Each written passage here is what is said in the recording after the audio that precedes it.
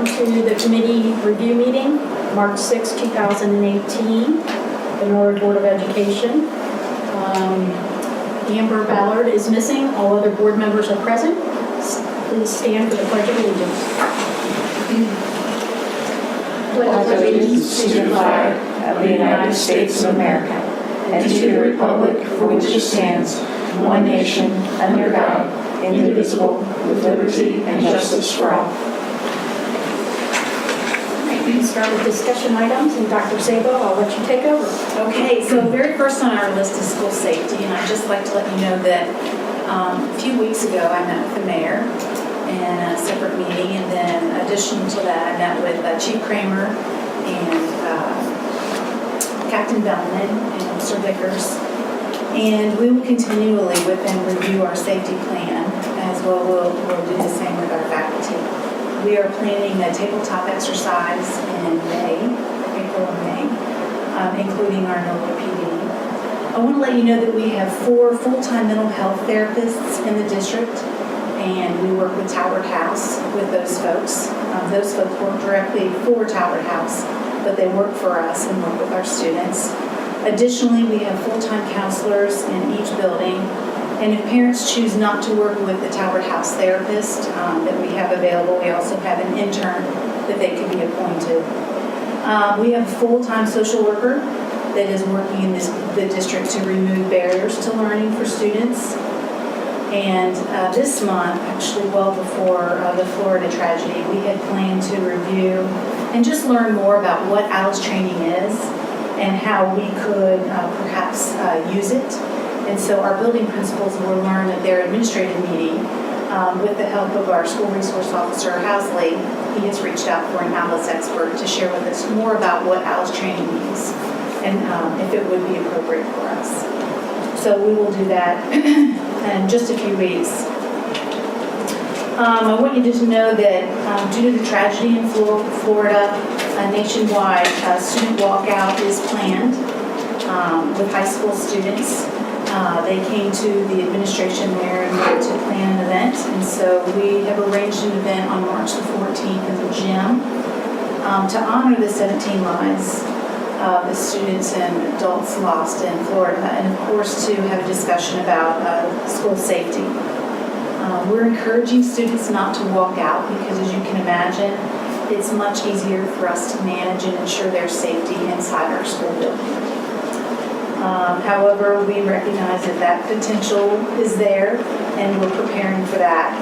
As you can imagine, as high school students, they're close to the middle school students, and middle school students have also heard about such an opportunity, and so our middle school administration is working on planning something appropriate in the auditorium for our middle school students. We're working hard because of safety not to announce the times of this kind of opportunity for our students, but we know that our students want to honor those folks in Florida that were certainly so tragically impacted by the actions. I want you to know that we do have a school safety line, and it is not new. It is something that's been in place for a number of years. You can call anonymously to report not only threats, but such items as suicide, bullying, potential fights, and that number is 844-SAFER-OHIO, SAFEROH. And I want you to know, too, that we are investigating online opportunities to monitor using various algorithms, statements that could be made online, and that would afford us the opportunity to have some advance notice, should that be helpful to us. It was something that was proposed at a safety conference that I went to a few weeks ago. I also want to let you know that there are other potential walkouts besides the March 14th that are planned across the nation. Another will be in April. The 20th will be the 19th anniversary of Halloween. And so that one is taking a little bit of a different preface, but we'll work to do our very best to ensure safety, to provide a high-class education for our students, and to move about our day in a very healthy way.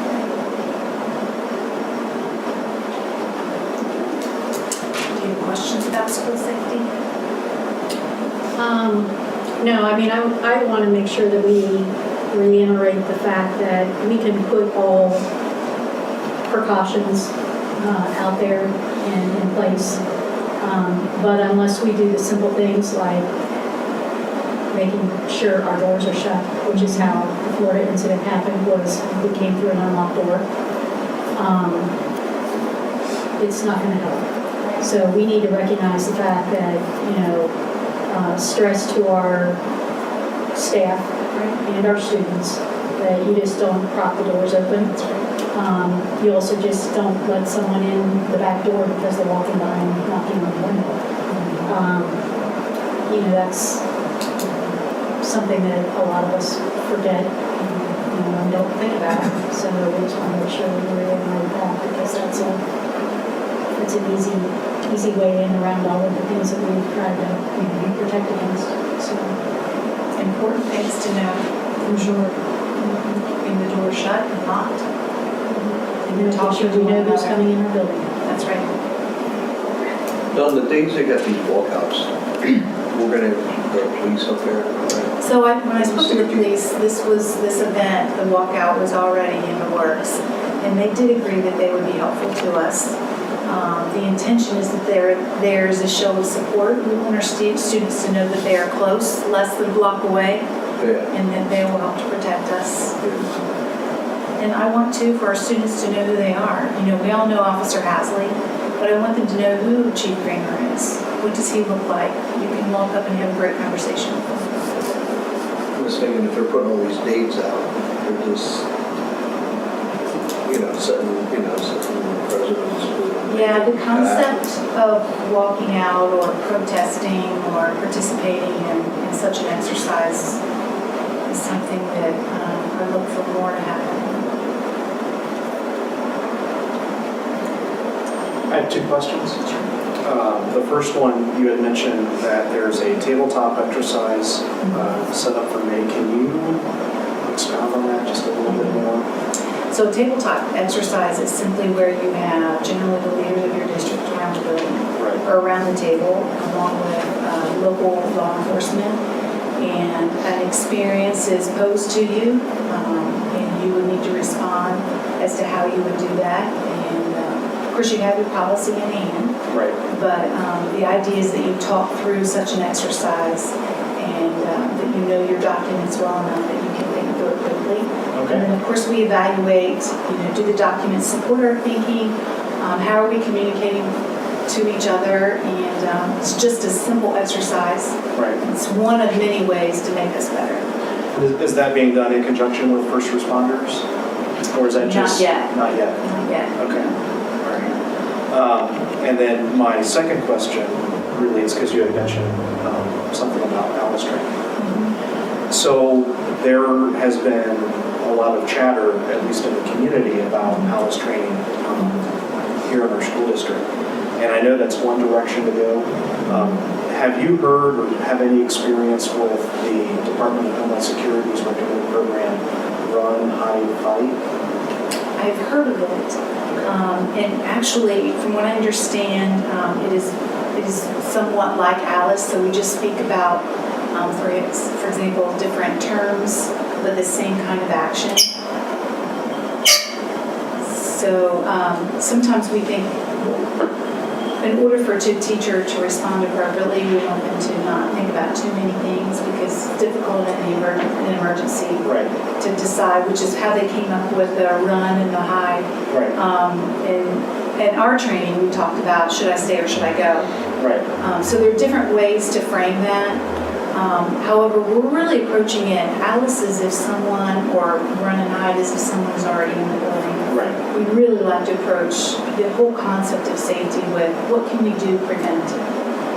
And so far the district has done a number of things, but I think there's more that we can do. Yeah. One of my concerns with Alice training, and I don't know if this was mentioned by anybody else, but I read a recent National Institute of Health report that had said now that Alice has had a couple of years under its belt, that for some of the younger grades where the students don't necessarily understand, it could have an effect of almost like post-traumatic stress Yes. just through the drill process. and I don't know, that concerns me. I think, and when I spoke with the officers, Norwood police officers, and even Officer Hasley, when we all met together, we talked about elements of Alice being appropriate and some not being appropriate, and I think we have to look at the age level too.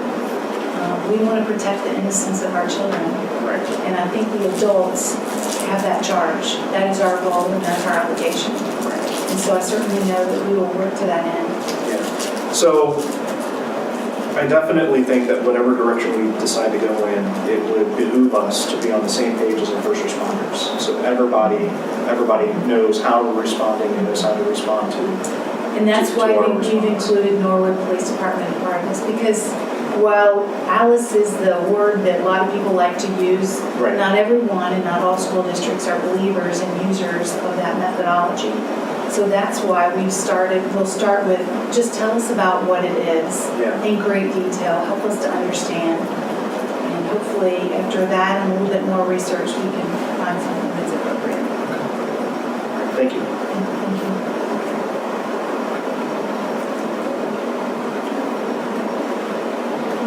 Okay, so the next topic is our property appraisal update, and we have with us the wise Gary Stradonsky. Thank you. So it's been a while since I've been in here, this room, years ago.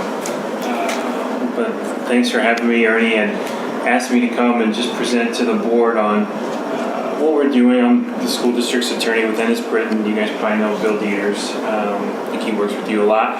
But I do a lot of the border revision work for our clients, which is property value fights. So as you know, Brookwood Commons and Pavilions sold for $112 million. It was on the books for $70 million, and we filed to increase the value of the sale price. Gary, by the way, Yep. is the one who negotiated that settlement for us, and that check that you approved to be deposited, which wasn't hard for you to approve.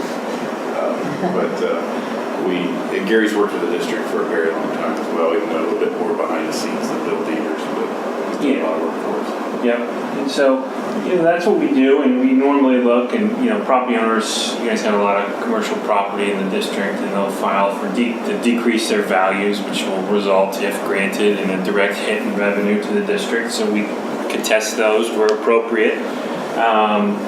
If the property's sold and it's less than the auditor's value, it's not much of a fight. They're going to probably win. Just like if the property sells and the value's higher than the auditor's value, we're going to win. So I know Ernie's done a lot of work, and I've tried to help him too, looking at other properties that are big players in the district in the commercial space that have not necessarily sold, but the value has been changed by the auditor as part of the reappraisal process. So that just happened going from the 2016 to the 2017 tax year. So we took a look at these and were perplexed by some of them, values going down. If you look at University Station Apartments, the values there dropped by about 13%. Brookwood Exchange Tower, the office building, drops by 10%. That retail over there where Jimmy John's is and Seasons 52 drops by 11%. Niagara Linden Point, down 17%. And it just doesn't make a lot of sense, I think, when we look at some of these drops, because overall in the district, the commercial sales we've had, like Brookwood, and there was the original Brookwood office tower that's over there, one where my doctor is, that one sold for an enormous amount of money, $160 a square foot. So when you look at that information and you see the auditor reducing the values of some of these other properties, you start to question it. I think that's what Ernie has done. So we looked at those properties and contacted two appraisers, because if you did want to go after and try to challenge those values without a sale, we would need some evidence, and that evidence is in the form of an appraisal. So looked at two appraisers, kind of settled on one who gave us quotes for the work, and he'll give a preliminary value estimate for about half of the appraisal cost to look at these properties. And so Courtyard, new Courtyard's another one that he thinks might be undervalued, and the Brookwood Apartments over there as well, the new that sit on 71. So those are properties that may be undervalued.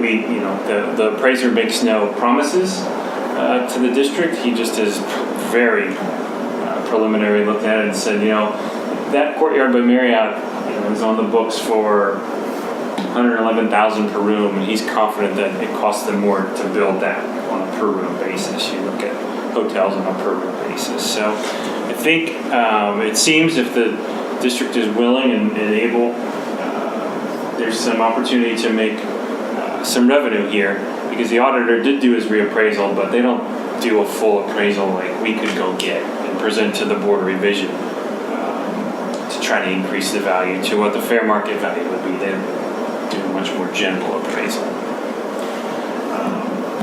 So I don't know what else you'd like me to add. Well, we have talked about this in the past, but this is the first time that it's really multiple pieces of property here. There's 5 parcels and there's 8 different operating entities within those 5 parcels.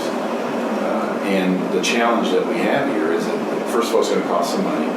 The preliminary work will be about $16,800, but I believe we would probably like to add one more property on that, and that's an office building that we at first thought, well, maybe it is justified, but then when you compare it to what Gary said on the office building that's sold, it's not justified. And so I think what's happened here is that with the 2017 reappraisal, we actually saw, if it had not been for the sale of the mall, there would have been essentially no increase in Class 2 value.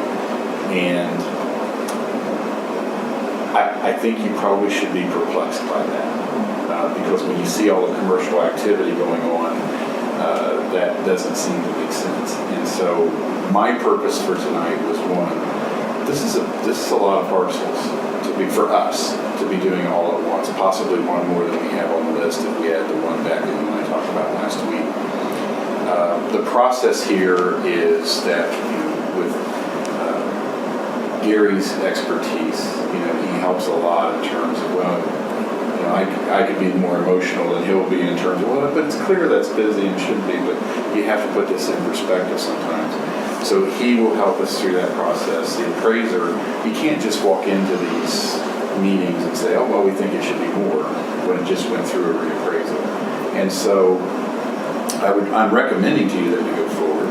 There's the potential for you to hear from people who are upset that we're challenging values and spending money to challenge values, but it's actually for the greater good of the taxpayer as a whole. Because if values are undervalued on the business property, then that burden clearly shifts to residential property owners. And by the way, we do not,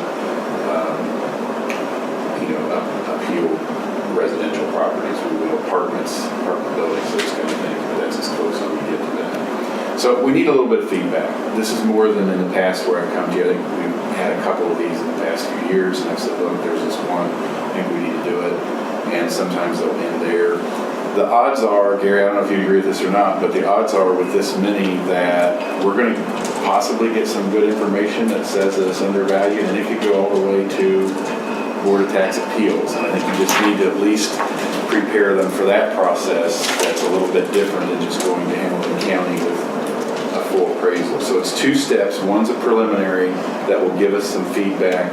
And Gary has a relationship with the appraisal company that they'll start saying, this is why we think you should do it, not just let's go do an appraisal.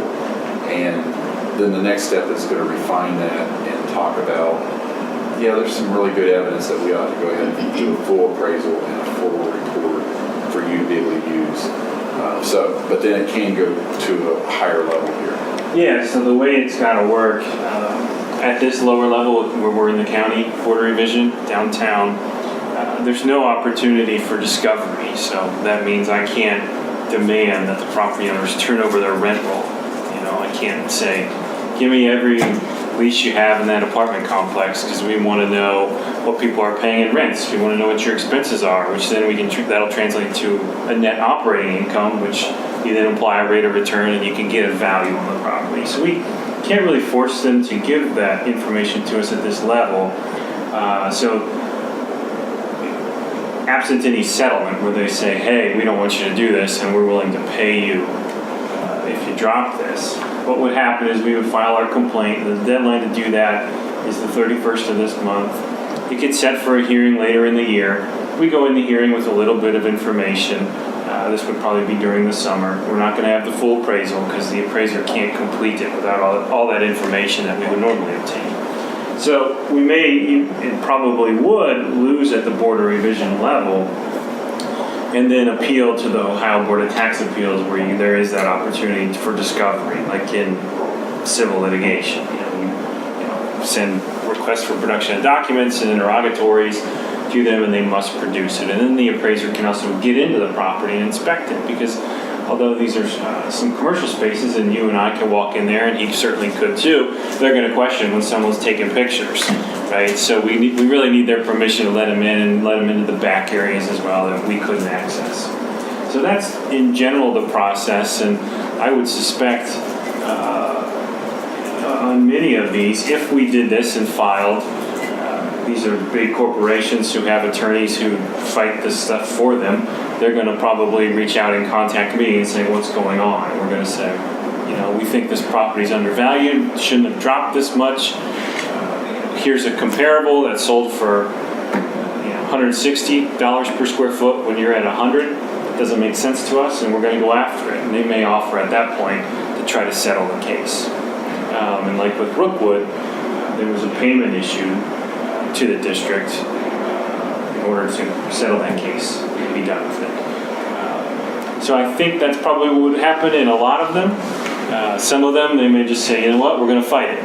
We don't care, we think it's too high as it is. We're going to ask for a lower value and fight it. So that's how it would play out in very general terms, and it can go any number of ways. And already, I think I mentioned the political aspect of it too. You guys may get complaints. Why are you doing this to me? Why are you fighting my values? But again, it's not like it's a mom and pop business. These are all big corporations that own these buildings and big landlords that own them, and they fight values all the time to decrease their value, so they pay fewer taxes. And I do think Ernie is right. He knows it better than I do, but as commercial values increase, the tax rate overall will adjust, and the burden goes a little bit further away from your residents. And these properties are subject to TIFs too, some if not all. So the revenue generation that we've negotiated is dependent upon certain value levels. And if those values don't perform, then our TIF payments don't perform. And if TIF payments don't perform, then we have to ask for voters for support, which we don't have any additional need in this forecast period, and we want to keep it that way. And so, to me, it's a good business decision. The thing that just was so different about this one was after the reappraisal, we knew we had the Rookwood sale, and almost all of it got offset by decreases elsewhere. And, that just was kind of tough to process the last couple of months. And I talked to Gary, contacted him, and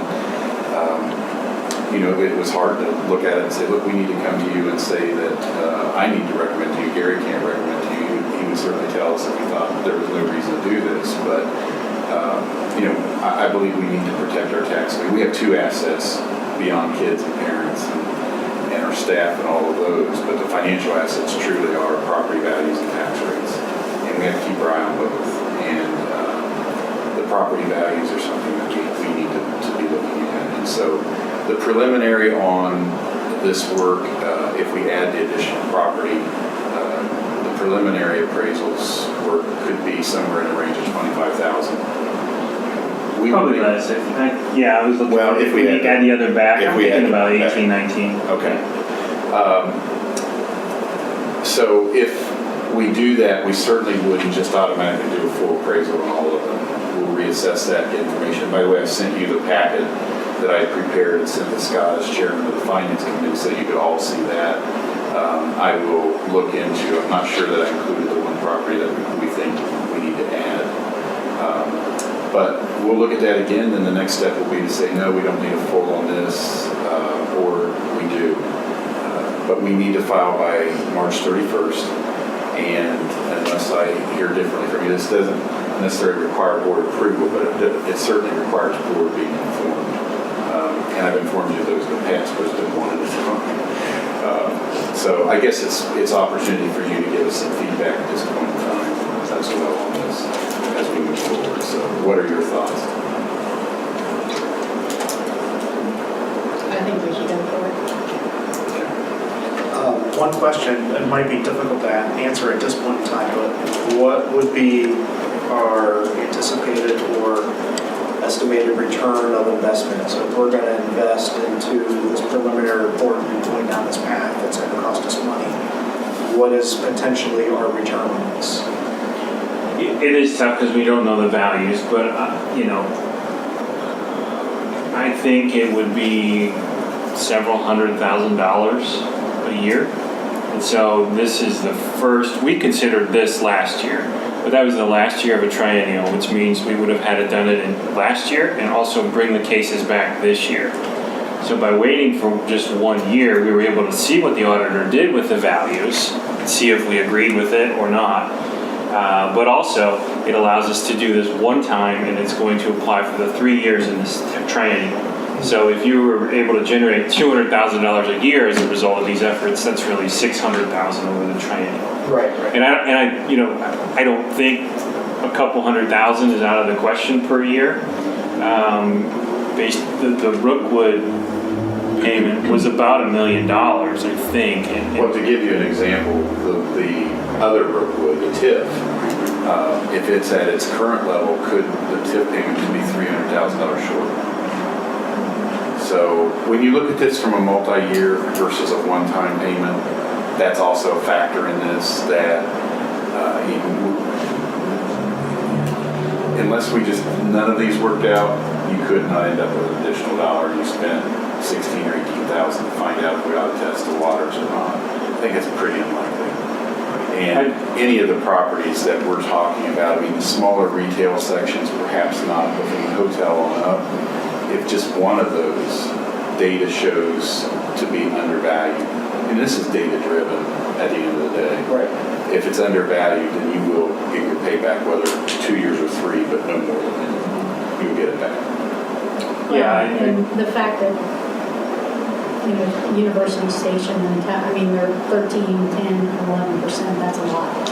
It's not like they're 2 or 3%. I just scratched my head, Gary. How we get Even some? if we bump them to, half of Yeah, that, we're still. that's a good point. in the To money. follow Brandon's question is we're dealing with right now potential reductions Right. on our TIF payments. Right. And that's just what led me to I was just scratching my head and Gary helped me to get some very detailed data from the county and put it in a spreadsheet, looked at it for year-over-year change. And it just didn't make sense. So if we did nothing, so we're going to see a reduction. We will. Yeah. So if we went forward, we're going to spend $16,000, $18,000 initially, Mhm. or if we have to fight it through the second level, right? But could see a much bigger return. I'm in favor of it actually. Yeah, Ted, I just looked. If you took all these properties and you were to increase them in value by $10 million, it's about $175,000 a year to the district. And I don't think that's out of the question. I think it could be more. And that's each year, so. So Gary, you need to file from us, and would the preliminary information help you as part of that filing, or what would be your sequence of events here?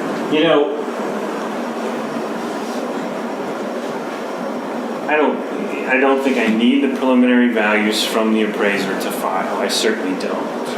We've done it without it before, not Norwood, other schools. So I don't need it. I just need to know before the hearing, we go to a hearing, which won't be until June or July or August maybe, what the preliminary values are.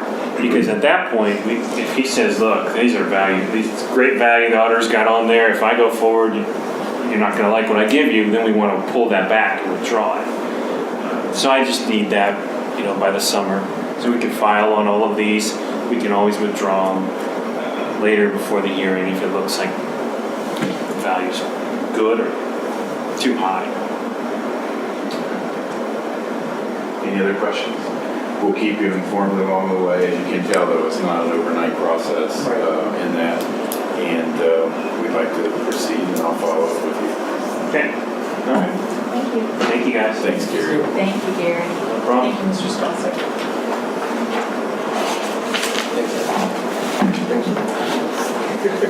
Next on our list, I wanted to update you on the bidding process for general contractor at the middle school. And actually, through SHP, our architect contractor contractors, let them know that they really needed a few more days to gather their bids together. So we moved that date to Thursday.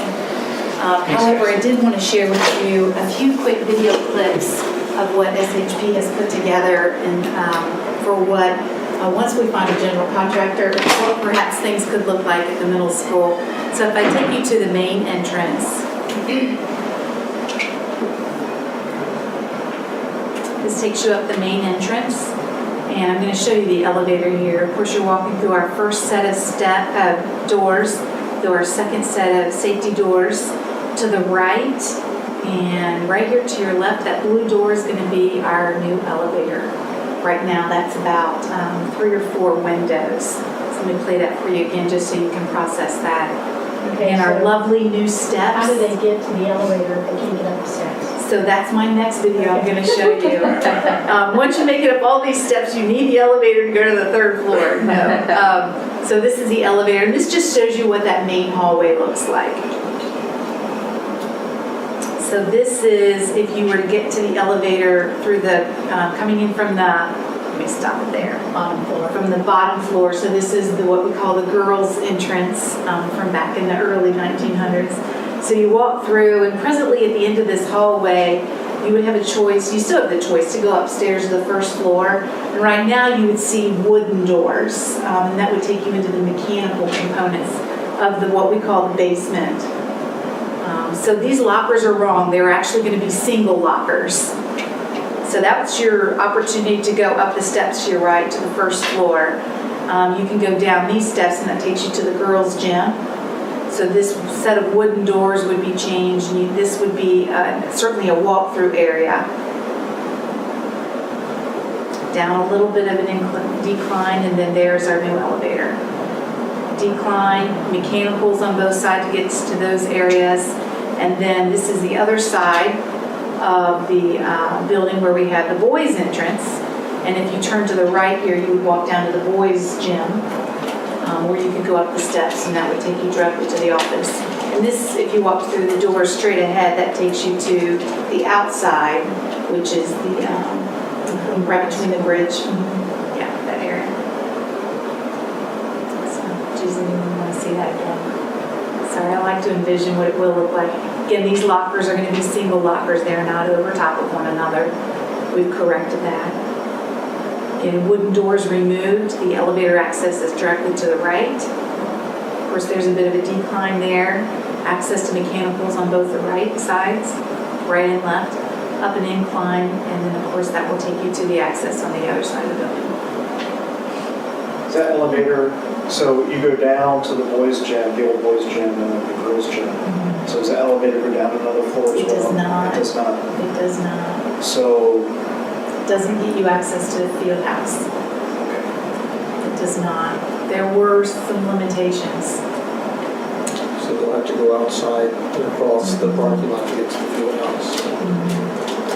Or they could, right where we talked about that corridor walking all the way through, they could then walk all the way through from the girls' entrance, past the elevator, walk all the way through, and then we call it the bullpen Yeah. affectionately.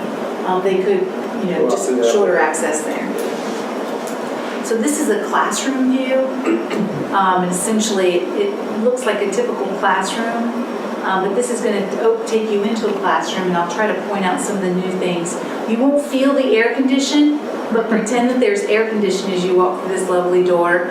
You see speakers up ahead. You'll see, of course, new lighting. You see that air conditioning hanging from the building, and you see nice new drop ceilings. And of course, we don't have one to take you into a bathroom where there will be new plumbing. But you see a cohesive ceiling there. And of course, you didn't see the new technology, but there'll be technology there. And you'll see more outlets, and you don't see those outlets. Do we have, going back to security on the doors downstairs, how would that work? So what we've investigated is, we have the swipe access if you have a car, but when it comes to teachers being able to lock down their classroom, we'll be investigating a new cylinder system so that they can actually lock the door far more easily. Right now, because of the temperature, you kind of have to wiggle and jiggle. Either the wood expands or the metal is either too warm or too cold or over 100 years old. So we're going to change those cylinders so that they can easily lock from the inside the classroom door. But it is not right now in the budget for all new doors.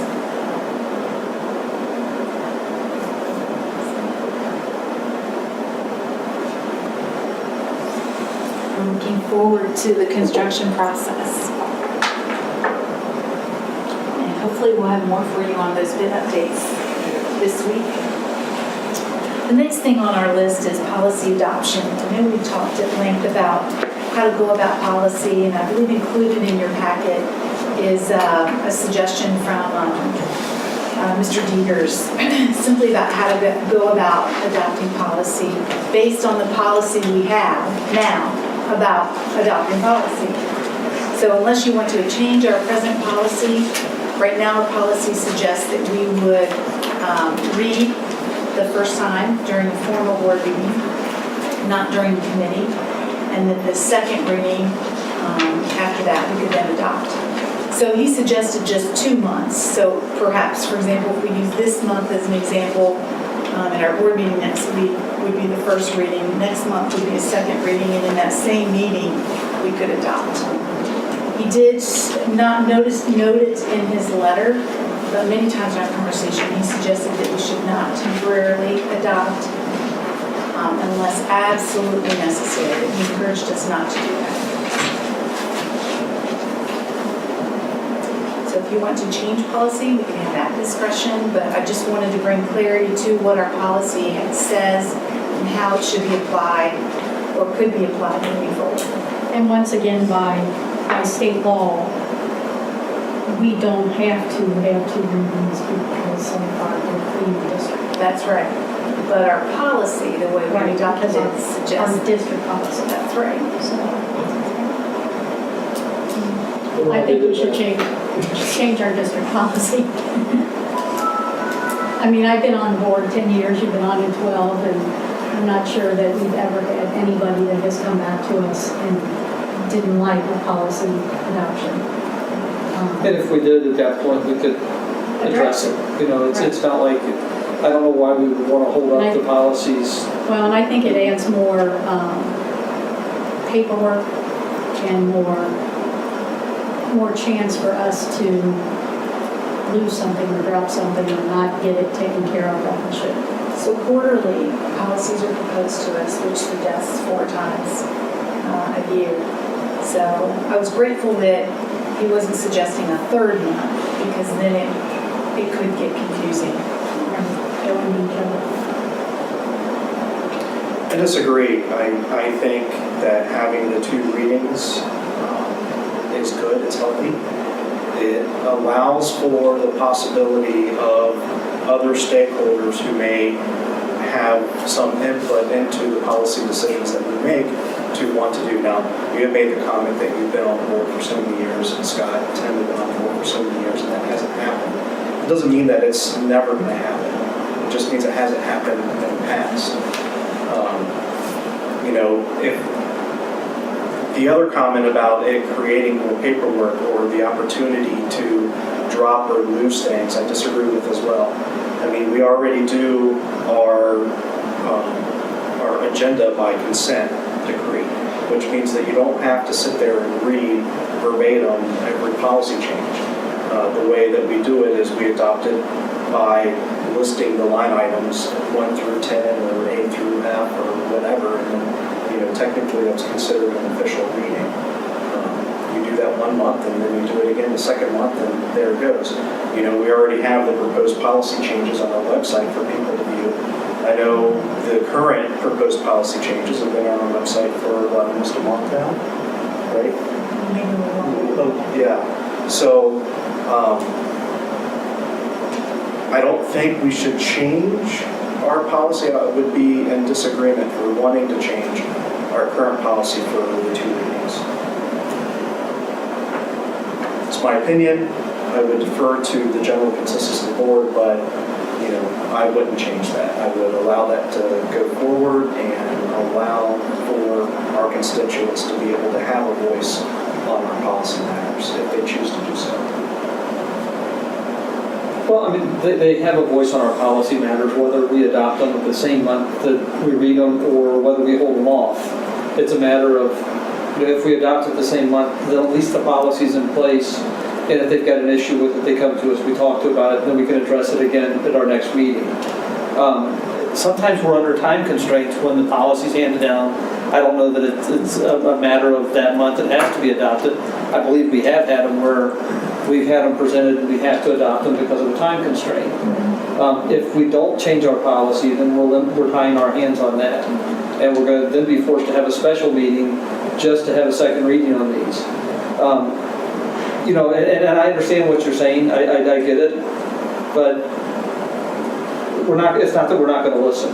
I mean, someone comes, I've been on this board a long time, like Jerry said, and no one's ever come to me and said, I got a question for you on this policy and how can we change it? And it's not like I'm hiding, I'm out in the public as much as anybody.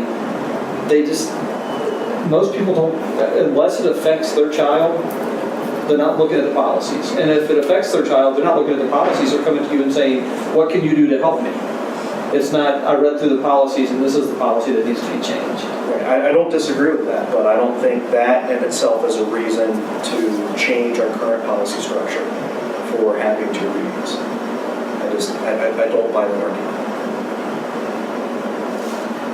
Well, I mean, I think the fact that, number one, it's not a requirement, I'm not sure why we made it one, because it's not a requirement board-wide, other boards don't do it that way, other school boards do not do it that way if they unless they have a different policy than we do.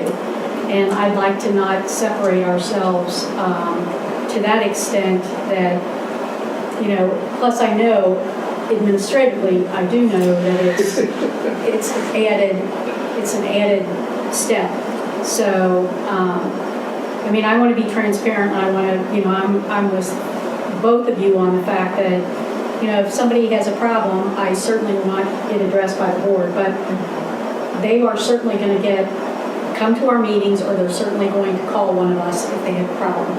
And then we always address, since I've been here, we've always addressed those issues. So I think we should revert it back to... Well, you're not reverting it. Well, change it back, or change it to agree with the state policy that we don't have to have 2 readings. I think part of the complicating factor here is that the board itself has interpreted its own policy a different way than it's being interpreted by external people. And you either clarify that now or you don't. But you use that external input to tell you how to either do it the way it is written now or what you change it to. I think it's healthy to have the discussion about policy. I think it's already healthy that we're posting it to the webpage now, putting it out in advance. You might want to consider revisiting the policy just to make sure that even some of those things are clearly delineated as to how this board wishes its information to be distributed and to be put out there for people to see. There's only opportunity to improve it. What's at stake here right now, or not really at stake, is for a very long time, long before me, this board has interpreted its own policy into a certain procedure. And what you're hearing now is that procedure either needs to change or the policy needs to change. So you have to debate that and come out with what you want. But keep in mind, debating it, whether you change it or not, already you have policy posted to the webpage now. Those are only good things to have happen. I agree. I mean, could we just put the policies out ahead of time and then... They are. Yeah, and then do the first reading committee and then do the second one at the board meeting? We would need to change our policy to suggest that a committee would be considered a meeting. What's implied now is that because a participant cannot speak to the board at a committee meeting unless invited to, but that's not really considered participation. But participation can be viewed as an email, a phone call, a verbal phone conversation, or verbal conversation regarding the policy.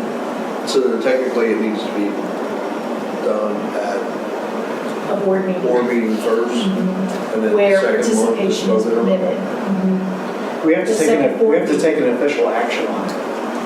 And official actions only happen At board meetings. at board meetings. At board meeting. But we could read it 1 month at the board meeting, Mhm. and then just wait till the following month to vote on it. And we'd have a second reading and then we would adopt. So Yeah, that same meeting, yeah. instead of doing that all at the board at the same time. Yeah. So your interpretation of that would be that you would have the first reading the month before, and then the following month you would have both the reading and the adoption? That's correct.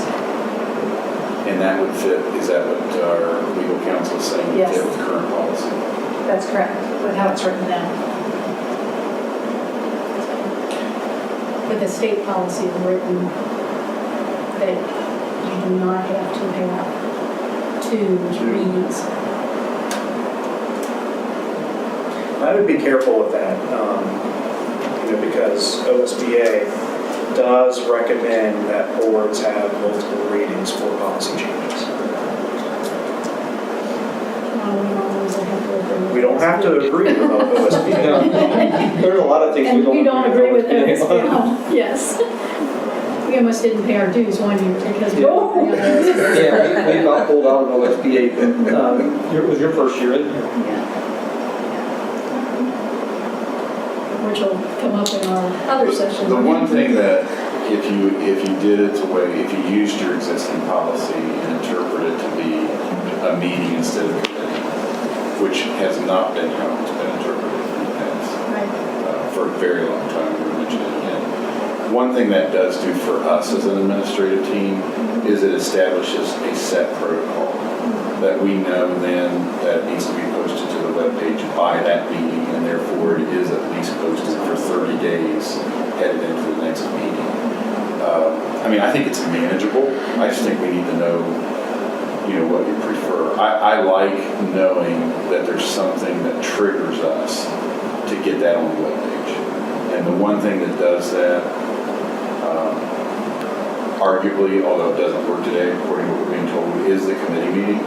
But a board meeting will do that, and then, the following meeting's been out there for 30 days. For your benefit and for the public's. I think as we head into board docs, and we're trying to use the webpage more as an archive, where you folks don't have to carry paper in here and look at a phone to read something. I think it's just going to grow in terms of our efficiency with that. So that's my 2 cents worth for what it's worth. Probably manageable. I like the idea of something triggering us to get that on the webpage again. That's just me. And we haven't discussed that. So.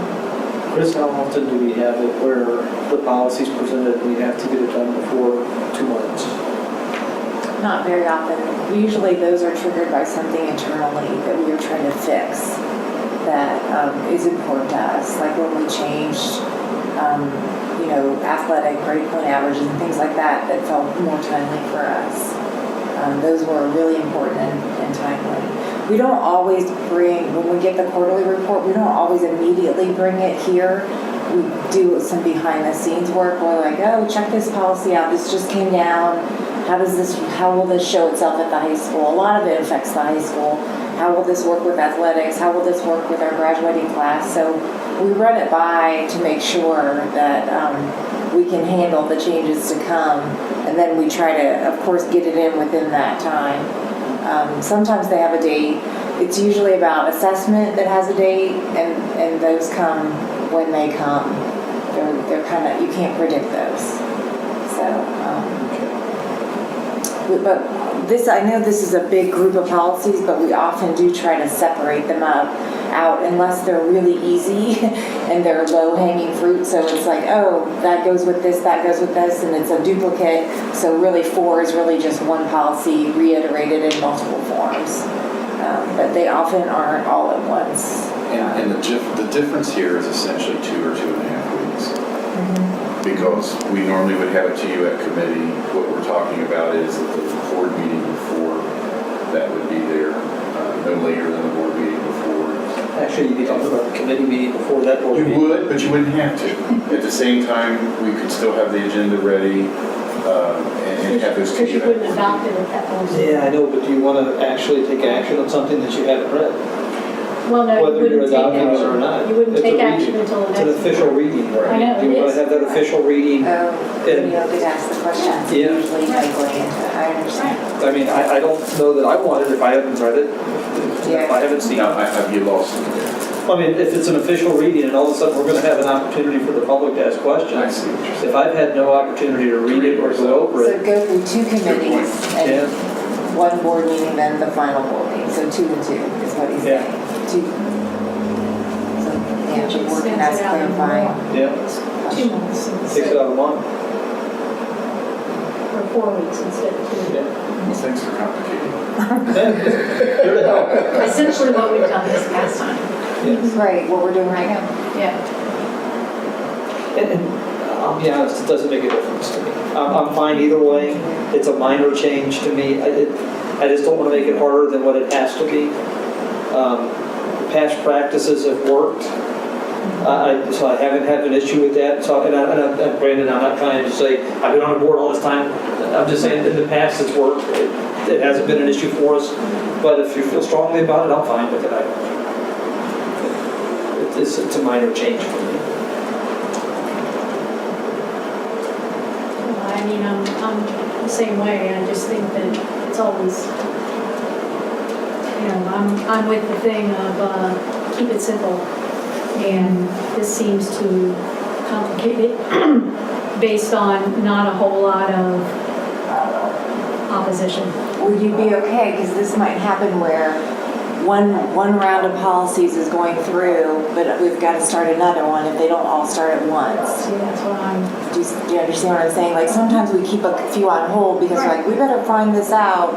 So we start the first 5. If, say we have 10, we start the first 5 and they're starting the process and the next month we'll introduce the next 5. Also, we do it sometimes to honor your time at committee so that we're not reviewing. And sometimes we're in a low period where there isn't much action. But so you have to just be comfortable with that cycle of first round, second round, and then we'll be okay. I don't see how that would be a big deal because as you introduce the first round, right, and we hash out those policy changes at that first committee meeting, and then we have that first reading. So the following committee reading, you can introduce the second round. We don't have to rehash Right. the first round because we've already done that, we've already read, unless somebody has come to us and said that they have an issue with it. That would be the only time that we would have to rehash anything that had a first reading. And, since there has been very little participation from our constituents regarding policy change, I don't see that that's going to be that big of a deal. You never know what can happen in the future, but I think having that transparency and having that opportunity to engage the public is nothing but a good thing and very manageable. Christina, how many times from your experience going from a 2-week turnaround, essentially, which is what we're sort of talking about now, we've interpreted to be able to introduce policy at committee, approve it 2 weeks later or 10 days later. How many times have you encountered challenges that you can recall, to put you on the spot, where having a 6-week turnaround, which is what I think you're talking about now, if it was at the committee before, then 2 board meetings, how many times would that have caused stress on the system or not having something timely? The only reason, again, that we don't bring them all at once is to honor the committee time, or if there's follow-up questions that we haven't quite sorted out.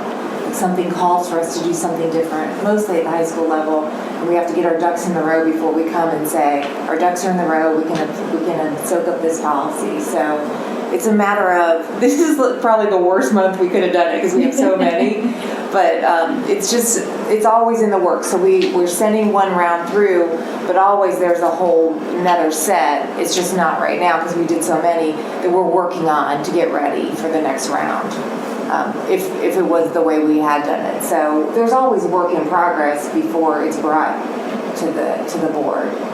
just so we can be clear about our path and get all of the people where they need to do and know what's coming up. Because we don't want to have a policy that says something and the next day the high school administration team says, what did you just do? You know, we're always talking about things that, even if it's a rule that we have no choice in, we're always talking about how to make that work positively for our group. So there's always things going on behind the scenes, I guess, is the answer. It doesn't matter if it's within the month or within the 2-month period.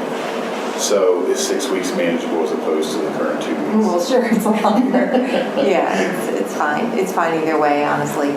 Even if our challenge was so strong that we couldn't bring it the next month, we would have waited another month.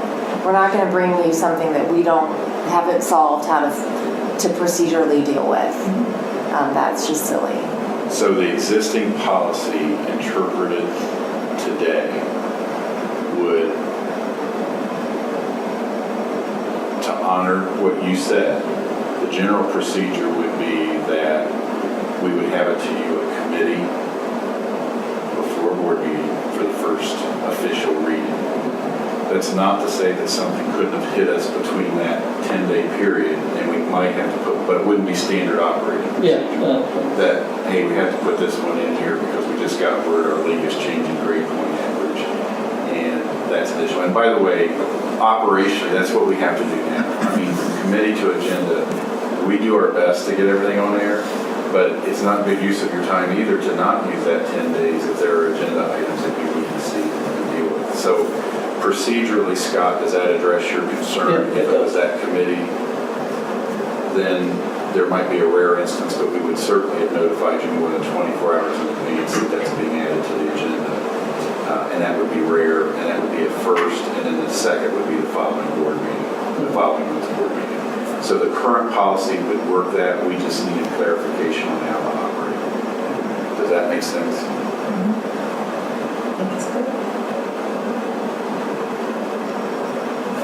Okay. And it wasn't me that took the extra time, as Scott had said something we've been done 5 minutes ago. The next thing on our list is a resolution for House Bill 512. And House Bill 512 has really come to the forefront rather quickly. I just want to tell you a little bit about what it is. So it would abolish the Ohio Department of Education by merging ODE and with the Ohio Department of Higher Education and the Governor's Office Workforce Transformation. And so they would create a whole new agency called the Department of Learning and Achievement. And that's what's proposed. And so OSBA has asked for us to not support such a merger. And there are a couple of reasons why. One reason is that it would lessen the authority of the State Board of Education. I believe you would perhaps have fewer practitioners making really important decisions. For example, we often know, ideally on paper something sounds good, but if you were never a practitioner in a school setting, what that looks and sounds like on the ground level is a very different thing. There is a hearing tomorrow about 9:30, and future hearings have not been announced. But I imagine there will be many more hearings on this topic. It's a big, big idea. And Brandon, you're our policy board member.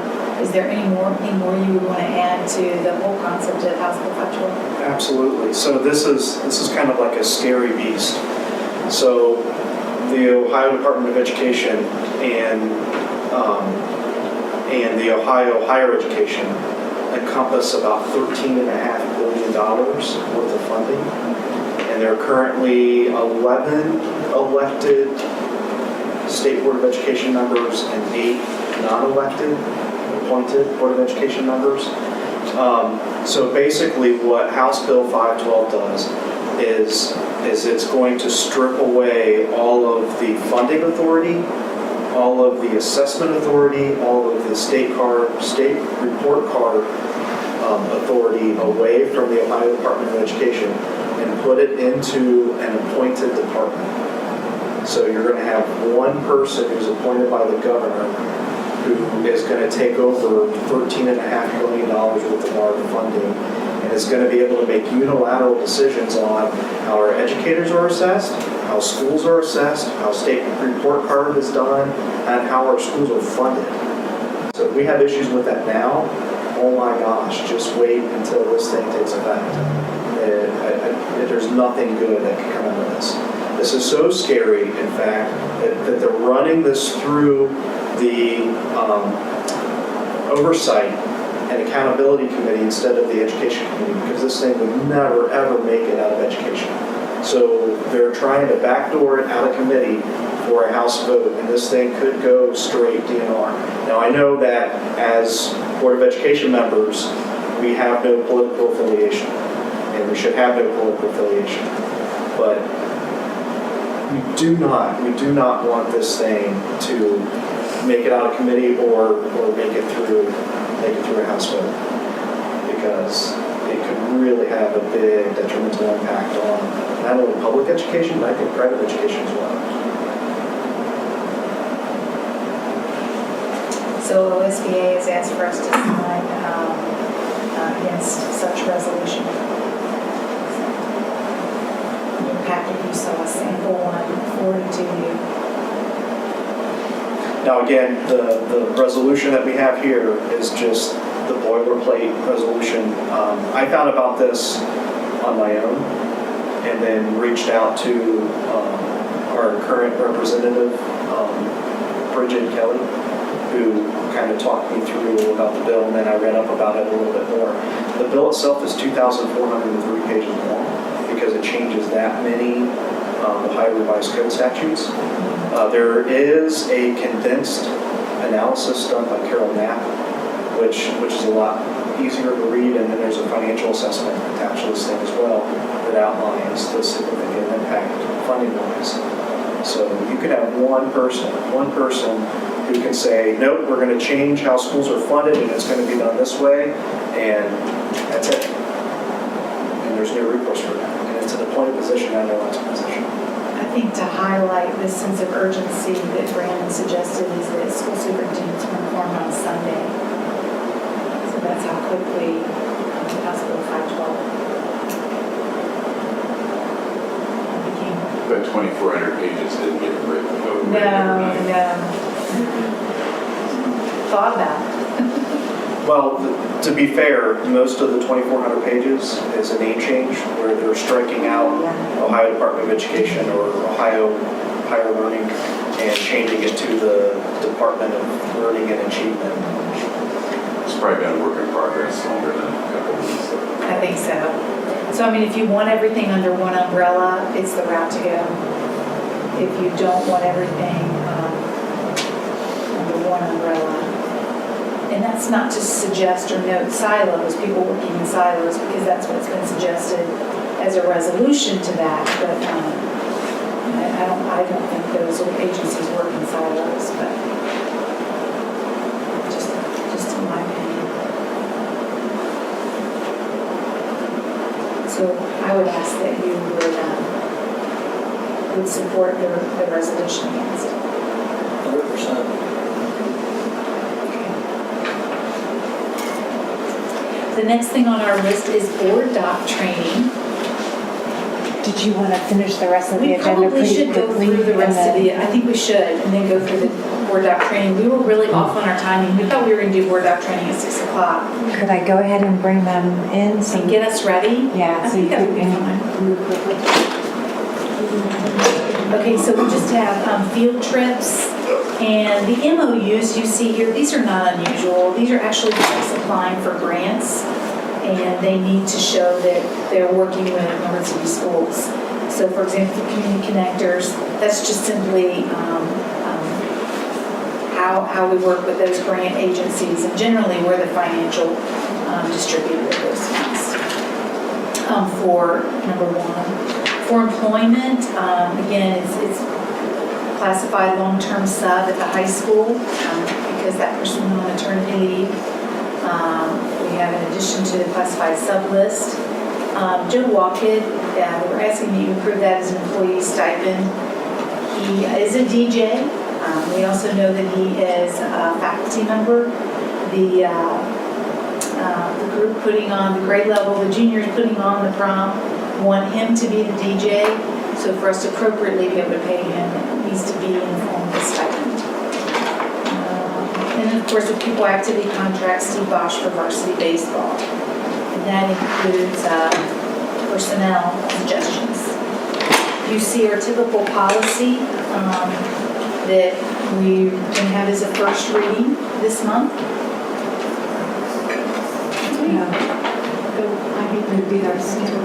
This is our first month for this, because we didn't put it on last month. Can we talk about Steve Bosch's varsity baseball? Sure. In the past couple of years, I think that, and we don't have any reviews of coaches, but I think in the last couple of years, we've had some issues come up with Steve, to my knowledge, and I know you don't know that because you weren't here. Okay, so we would want to say that. Well, we want to definitely talk Executive about that in session? personnel committee Yeah, or yeah. executive session. Okay, yeah, I'm sorry. That's okay. Anytime it involves specific. Okay. So you see policy committee report, that would be our first reading. And then you see building and grounds. We have two different groups that have asked us to use our space, Norwood Wrestling Youth and then Paycor. And then the finance committee report. I'll be really brief. The forecast is trending very nicely. You'll do a May update, but everything is going well for us at the moment in terms of what we've been projecting. Hoping for some health insurance, good news there. I think Dr. Sabo, we have a meeting later this month to hopefully hear next year's health insurance rates. In my report this month, I gave you a cash reserve indicator that shows healthy benchmark comparisons for 2020. And we're reviewing the investment portfolio with the consultant that we use there. And just as a reminder, the bid opening is 3/8. That's this Thursday. We'll get information out to you just as quickly as we can. It may not be that evening with respect to bid results. It won't mean that it's a bid recommendation from the architect, but we can try to get numbers to you. So we're optimistic for some good bid results. And then finally, I added a page in an addendum that came out today to you on my treasurer's report that included 2017 per pupil expenditures. The takeaway is the same. It's been very consistent that our expenditures are higher than similar districts. At the same time, those costs are in the instructional and the direct student support, our administrative costs, our building ops, which includes operations, which includes utilities, transportation, maintenance, custodians. Those two areas are under on a per pupil basis. And quite frankly, if you have this many buildings, you need more teachers. And so also the cost comes from operating smaller buildings. So that's my report. Thank you for your time earlier tonight with Gary as well. I appreciate the feedback. So we have planned an opportunity for us to learn how to better use and have access to our board documents. So, are you suggesting that our During board the president training, end our meeting? so that we can do the training that wouldn't be of interest. Right, for video. It's still a meeting because they're all here. That's exactly right. And so I think we're just, We can't. we're in a meeting that will have no other discussion other than training to use the new software and technology for our board documents. And we are adjourned at. No, we're still, Oh, I think. we'll make that statement at the end of that training. Oh, Yeah. all right. Okay. And I will leave the recorder on. So our expectation is, or your expectation of us, the next time we have a board meeting, is that you'll come in and you will find a Chromebook at your space. And that way we won't have to give you a paper copy, although we will for a little while give you a paper copy, but you'll find a Chromebook. And we don't want you to worry because we're going to guide you through this entire process this evening. And we have our expert trainer here with us. Hi, And I'm failing to remember your name right now. Diana Freeman. Diana. Diana's here with us all night long because she can't get a plane out. So Well, it looks she's, like now I'm driving to Indy, but. oh, Good, lucky for you. Evidently, all the weather on the East Coast has really impacted flights. So my guess is I'm gonna drive there and then that flight will be canceled too, is my guess, because that's where I was headed to New York. But anyway, that's okay. Could have Alabama tomorrow, but I got a flight to Atlanta. You're going to New York or that? No, I'm going to Alabama, but I got a flight to Atlanta. Through Atlanta? And anytime there's a weather event on the East Coast. That's what I've been watching, and it's just cancel. So are y'all ready for me to just jump in? We are, we're ready for you to jump Okay, in. all right. Then I Tell will. us again, where we at. I said, I will be good. It's cool. And so I think everybody is getting their Chromebook and getting set, and I'll come in and come around and help you get logged in. Now, who is driving for me? Terry's gonna drive. So we're gonna drive, okay, for my. I'm still on. Somebody has to. I will, I don't want you to. I had a troubleshoot out here. Okay. I will come around and help you get logged in. As I mentioned, I'm Diana Freeman. I work for Board Docs, which is the company here that you're using. I'm actually a former school board member myself, so kind of been there, done that. I don't know that they give T-shirts, but sure they do with your school logo, right? Badges of honor. Yeah. So anyway, we will come and get you all set up and walk you through your meeting and what it's going to look like, to access your documents moving forward. So now I know they've already taken you to the Board Doc site, but I want to say something about that because you will be getting your packet, so you'll get a notification, and you may be at home, you may be at work. This is great for what you're going to do here, but when you're at home, you're going to need to log in from scratch. So I want to walk you through that first. So what you will do is go to boarddocs.com, 2 Ds, and from there, you'll see I don't think it's going to necessarily work because they've already, found you. Ah, look, yours did. And so you'll go to log in the right corner, and then you'll get the black screen, which is where you were. That's where your folks had you. So your logins are all first initial, last I name. gave him the card that tells. Oh, okay, I'm sorry. Yep, and the card, just follow. This is where you are. So you already have a piece of paper in front of you that tells you, and of course, obviously, that password is a temporary setup and you will change it yourself. Now, I'm going to say this because inevitably, I always have some folks in the crowd that are really fast and work right through. You're going to choose that top one. If you would please, even if you find where to change your password, please don't change your password before the training. We can change that at the end of the training. And part of that is because it requires a system update, and those happen randomly for that to take effect. So if one of you accidentally closed it down, we might not know how to get you back in. So we could, but it would take a few minutes. So if you would just wait to change your password. So some of you saw, you're going to type your username and then your password. I did. Oh, you did. See, I'm thinking. No, I'm going to guess that there's try one more time. Will you help her? And do your password all lowercase. We'll just make sure.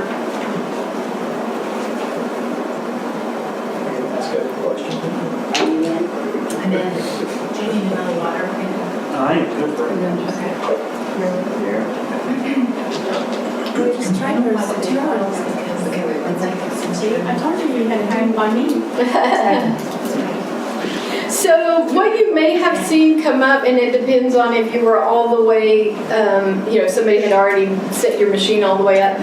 you might have seen a secondary screen, and that was kind of what I wanted to point out to you, that gave you options, and it said go to My Board Docs instance, and underneath that was a little box that was checked, and I did not want you to uncheck the box because it's not remembering your username and password. What it's remembering is your specific website. So next time you don't have to go to boarddocs.com. When you start typing that, it will remember your specific website for Norwood. I can't spell my name. I'm glad I'm not the only one. Okay, so it looks like everybody is in. There we go. All right. Then I'm going to, instead of standing behind you and talking over your back, I'm going to head back over here to the screen and kind of walk you through the ins and outs of it. And I'm never sure if I should apologize up front, but if y'all haven't already picked it out, I'm not from here. So whether it's an apology or an explanation, I don't know. You'll hear lots of y'alls. I can't help it. I've said it too long. And yes, ma'am, no, ma'am, yes, sir, no, sir.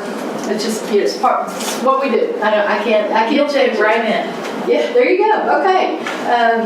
All right. So once you get to this screen, this is your Board Docs site specific. So this is what I was saying a while ago. So you have the boarddocs.com, and your specific URL is /OH/NWC. Anyway, I didn't want you to type all that in, so you can just access it by going to boarddocs.com and logging in from there, and then having it remember your site. So a couple of tips before we get started. When you're inside the site, you want to ignore that back button exists. That will take you completely out of Board Docs because you're working in a website. And I know most of our tendency, I always say all, but I can't speak for you, but my tendency, I want to see what I just was seeing, and I hit that back button thinking it's going to take me back there. It's going to take you completely out. This was part of why I didn't want you to change your password yet. The other thing that catches people sometimes just a little bit is the little thing right there that looks like a house, the home button. That is not your home screen. That is your home website, which is your school district website. So if during a meeting, again, as I mentioned, I used to be on the school board, and I know sometimes in conversation somebody would say, oh, I think that's on the website, or on the website it says, and you've got a computer sitting in front of you and you want to go see, right? So my suggestion, if you want to open that during a meeting, if instead of clicking it, if you will right-click it, you'll get an option to open link in new tab, and then you can open it, click there, and it will open up another tab that you already have one open. But and that way you can. I think our Sorry, right my right click didn't work. Yeah, mine did. Oh, that's because y'all have The kiosk room, so that could be. So don't go to your website during a meeting. Yes, if you do go, you can. It's inside Board Docs. You don't want to hit the back button. Yeah. And if it happens during a meeting, and it's going to at some point, you just come back in. You'll stay logged in, but you just come back into the site. Okay. So we'll kind of do a quick overview, and then we'll look at what an agenda is going to look like. So here's just background information. Of course, this is all editable locally. Now we kind of, with the staff today, I said we've got to walk with one foot in both worlds. What the board's going to see, what that's going to look like, what the staff's going to see, but we actually have a third, and that is it's the public. I mean, it's a public site, and so what the public sees, and so you will see the different levels of security, because of course as board members sometimes you have information that has particular student data or personnel data or whatever that's not available to the public. So I will walk you through what that's going to look like and where you're going to see this. But this is the primary welcome page for the board, and of course down there's a link if they need information to send an email that I'm sure Terry's thrilled to have that sitting right there, so easy to access. So let's come back to the top. So this right now, the tab right here says featured, because you have a meeting sitting out here featured. Featured is just an ease of access thing that plants that on your front page there. We'll come back to that in a minute. The next is your meetings, yeah, we don't want you, actually what I want you to do is log out. Are you logged in this year? We should be logged in as a board Yes. member. So log out, right there, and log in as one of your board members. Okay, who wants me? Give me my password. It's the same, that's our design to, yeah, and you can be logged in on more than one machine, so. Okay. I got it. It's the same as what you're starting to do. Oh, Yeah, I knew that. because they were all started off the same. That's right, thank you. There you go. I knew your password. Be sure to change your password at the end of this training. Well, we will, everybody will, but, yeah, okay. So this makes a little more sense. Obviously, she has editing rights, so it gives her a little more, so I want you to look like yours. So when we come to meetings, we click on that tab. This is where your meetings are going to reside, and this is both your archive and your future meetings, and that's part of the need for that featured designation, because all your meetings after they happen are going to live here. So right now, the featured doesn't make a lot of sense. It's like, well, there's only one meeting. How could we mess that up, right? But later there'll be lots of meetings. We don't want you having to, dig through to find the right meeting. So that's why your upcoming meeting will always be featured on that front page. Like I said, right now there are no other meetings in here, but that's what that's going to look like eventually. Now your policies, right now we have set, just click, if you would, just the, and I don't know where we ended up with this, if it reset. So come to your drop down and we'll go look in draft. Okay. And see if they're there. Ah, they are. So I know. That was actually a big surprise. This afternoon, the email came through just a second ago. I started running into her office and said, "Oh, y'all were?" Yes. Let me tell you, I've had people waiting 2.5 months, so I was not expecting We signed it. up So 2.5 months ago. So there you go. And just in the nick of time. Now your policies. Did everybody get the bookmarks? Oh, wow, Tim's got his too. How did you get the bookmarks there? So you. Did it go up the policy? They're still sitting in draft right now. Your policies are still sitting in draft. They've not been made active because all we did was I went import. to active. Yeah. So all we did was import your data. You will have to clean it up now. The formatting, as if you look at them and you start to break it down, you'll see, like the titles aren't correct and things like that. Because this particular service, it just pulls your data in and then you have to go and add your specifics. So that's why they're actually not going to be pushed out where they're available to the public yet, because, they're not organized well and cleaned up. But the fact that the data is there, that was actually quite a nice surprise this afternoon when I saw that come through. That's great. But this is exactly how they're going to look. You can click on one of the sections and it will open it up. Now you see, here's where we start to see, so they all just came in unnumbered. So that's why they're not, your staff needs to work on the organization and changing the numbers and everything. So that's why they're not going to be pushed out to the public yet, but the data's in there. So that's kind of a fun thing. All right. Do you have to go through and each page? I heard Randall wanted to. It could be worse. You could be typing all that data in there. That's right. Yeah. We'll chunk it out. So basically, yeah, she'll just kind of have to take a section at a time and work. Basically what she's going to do, she learned today, how to do the agendas and it works the same. So she'll just basically come up here and read title. Of course, the title over here, she'll move that up. So, it's a formatting thing. Yes, it's going to take a little while, but like I said, it's better than typing it in. And that is a service board docs will do. They'll get it all ready for prime time. That costs money. This service to import your data was free.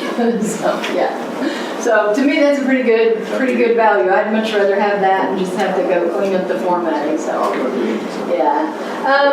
So if you notice, every single area that we've opened, meetings, policies, etc., has a search, and that is one of the greatest things about board docs is the search.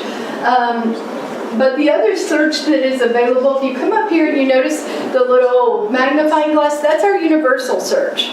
So if you click on that one, that takes you to the search window. So you search everything at once. So as long as these things over here are checked, this is your local data. Now, there's not going to be anything searchable right now, partly because this all just, like an hour ago got imported.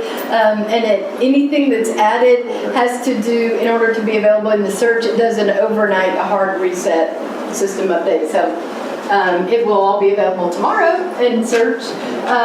That's available to the public, so that anybody, your taxpayers, your parents, your community members can all do the search. Do y'all need me to come? Are we okay, or do y'all need me to?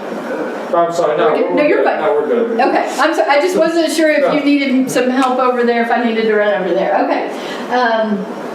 So, like I said, this is available to the public. Now, the other thing that is available to you as what we call authenticated users, which are people that have a login, so it's board members and internal staff, is the meta search. So if you click on that, now you're no longer searching. Notice these are all unchecked.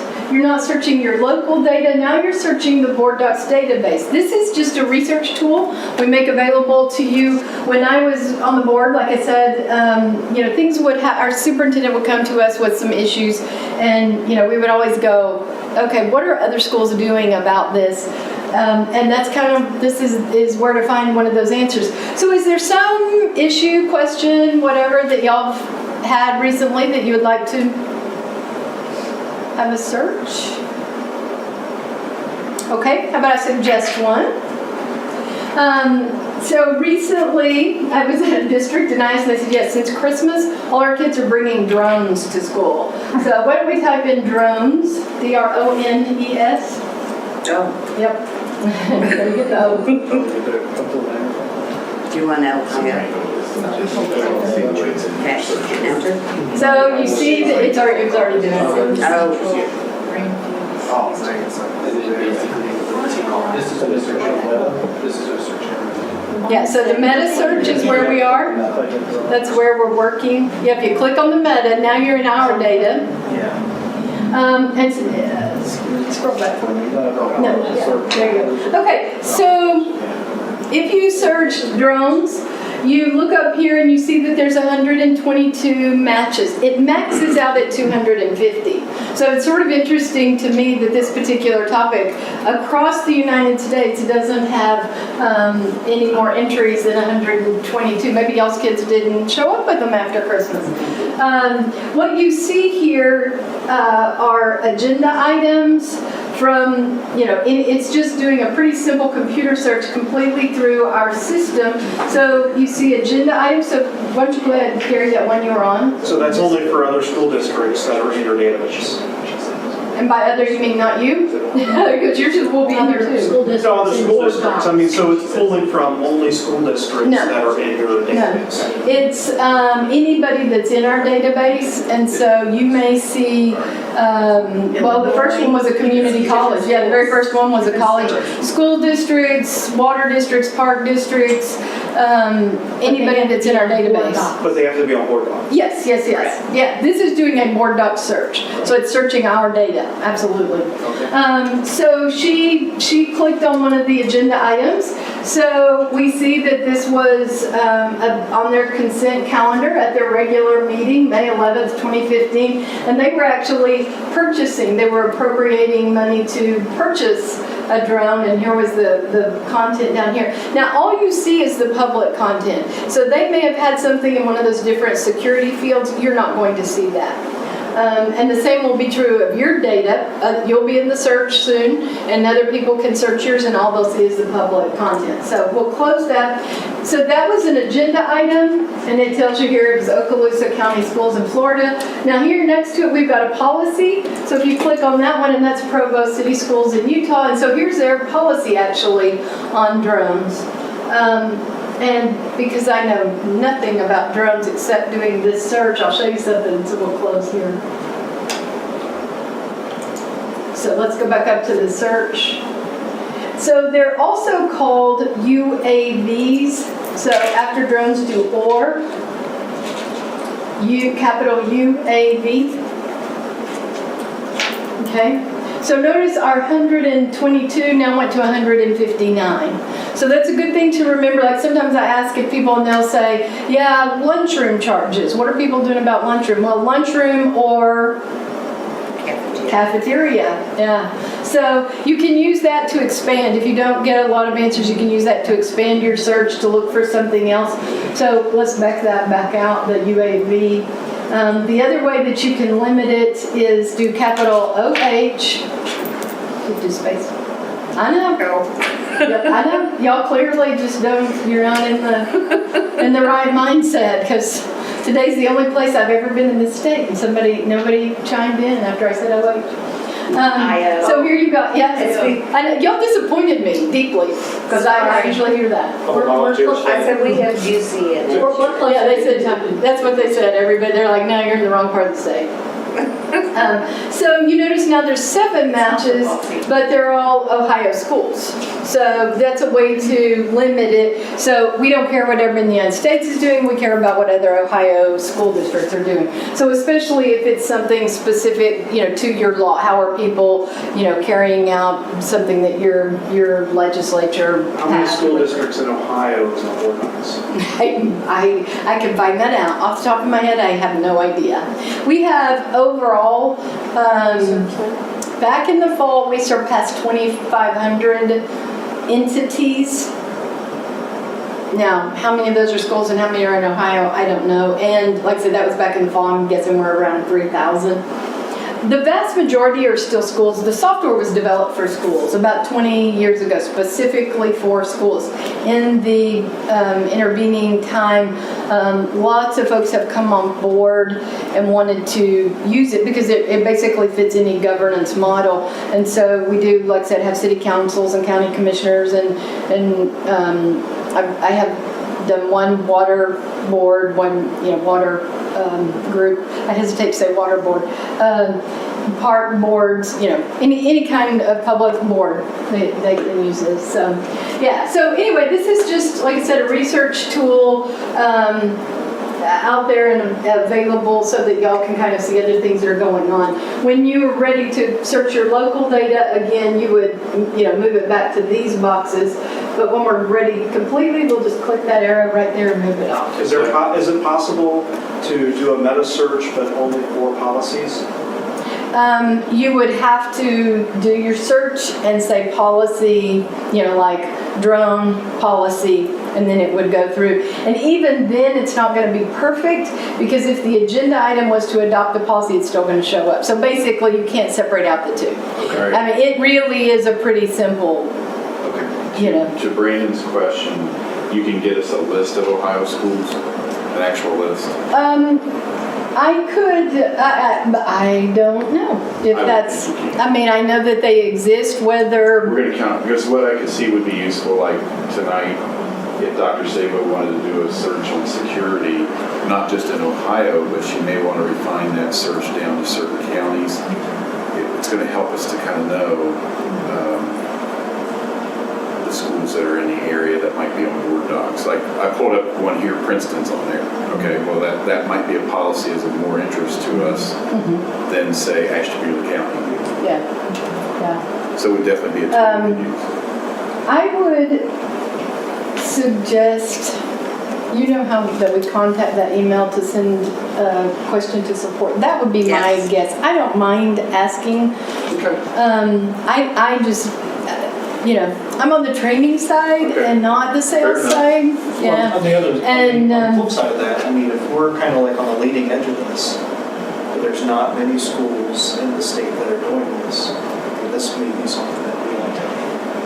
Well, did y'all? No, I think there's a lot of schools. There are quite a few. I can't tell you. Honestly, I don't even know how many school districts y'all have total in Ohio. You've got Shaker Heights, Princeton, Swanson, Norwood.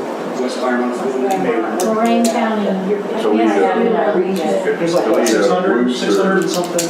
School districts. Well, if you pull up Ohio schools on Word docs in the meta, it brings up. There you go. Yeah, there's a lot of Well, schools. if you're going to find out, See? She's paying attention. So, friends, a couple of things you want to be aware of. What you're going to find out is the range of how people use their board docs, is why. So there are going to be some schools, they have it, but they may not be your go-to as an example. And then you're going to find some that you're going to know. Let me just go because I know when I do training, I have 2 or 3 go-to. When we run into a problem, it's like I have 2 or 3 districts that I pull up because I know how they do their data. And some of that, and I don't mean to be critical of our other subscribers, some of it is how recently somebody was trained. Because Board Docs has been around 20 years, and so you have some accounts that they don't even use some of the newer features because somebody got trained 15 years ago, and then they trained another secretary who trained another, and so maybe they don't read the email. We always, if we add features, we send out emails, but not everybody reads them and utilizes them. So, yeah. So the levels there kind of, they'll vary. But you'll find your go-to people pretty quickly. Anyway, like I said, just a research tool. It's just out there if you care to use it. The thing next to that is a little, kind of looks like a person icon, and you notice there's a drop down by it. So we'll do the drop down, and we're just going to walk through this starting at the bottom. So the very bottom one is Board Docs Help. So that is your online user guide. We do not give you, yes ma'am? How do I get out of there? Okay, hang on, I'm coming. A little white arrow. So there should be, yes? Oh, okay. All right, I see it. Okay, yeah, and you slide it off. Okay. So we don't give you a printed manual for a couple of reasons. One being we're an online company and we're on paperless. The other is as I mentioned, we update based on customer request. We add features and things like that. And so every time we updated, we would have to send you out an addendum that you would not file and not have access to, right? So everything's available here online. The nice thing about it is it's searchable. So it's kind of like an online table of contents. So it's actually built in a Board Docs. It's going to start to look pretty familiar to you. So the darker strips are categories. In other words, they don't have any data in them. If you click them, what they will do is just collapse. Yep.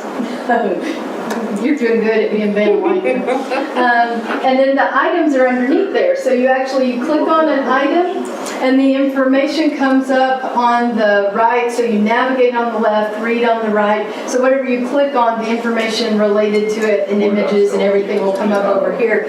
So you can go item by item using these navigational arrows. We'll just take you, if you wanted to read an entire section or whatever. Now you notice there is a printer icon. So you can print if you would like to, like the computers you're using right now are not hooked up to a printer, but if you were at home or something, there was a section you wanted to print, you could use that. The thing next to that kind of looks like the little cartoon top box. And if you click that, that is one way to contact support. That's what I was referring to a while ago. So if you have a question for our support team, you could... Sorry, I'm going to help. Nope, you're fine. I can... The little person there? Your drop down, by the little person. And the very bottom one is the help. Yeah. So this is where you could send a message to our support staff. This would generate an email, and so they would reply to you most likely by email. They would call you if it was a fairly complicated. I tell people, like, if you have a suggestion, something you'd like to see us do, the best way to do that is make a suggestion to our support team, because they really do log, people that are looking for a certain, enhancement or whatever, and then we make those changes based on that. That's kind of what I use this for. So we will cancel out. If you really need immediate help, if you're trying to look through something and it's not doing what you want to or not acting the way you want to, come all the way to the top. Let's scroll all the way to the top. The very first item, that About Board Docs, there is our 800 number, 800-407-0141, and it's extension 1. That's the very first item there. 24/7 tech support. And that's real life people.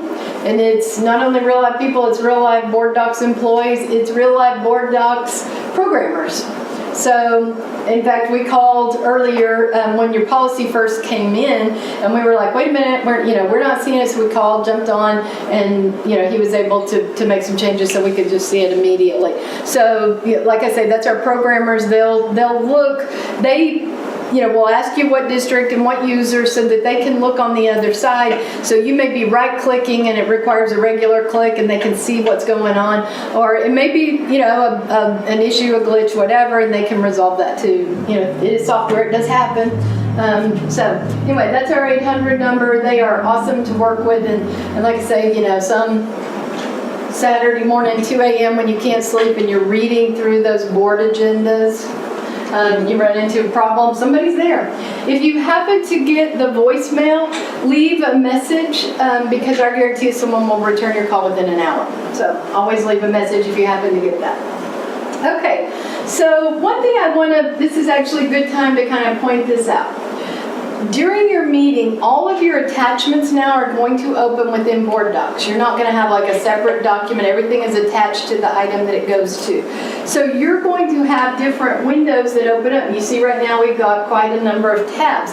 So she could close this if she wanted to, but it doesn't matter. And the reason I'm telling you this is the number one way that people accidentally shut it down during a meeting. They're like, oh, okay, I'm finished, and they go over there and click that red X and it shuts the whole thing down.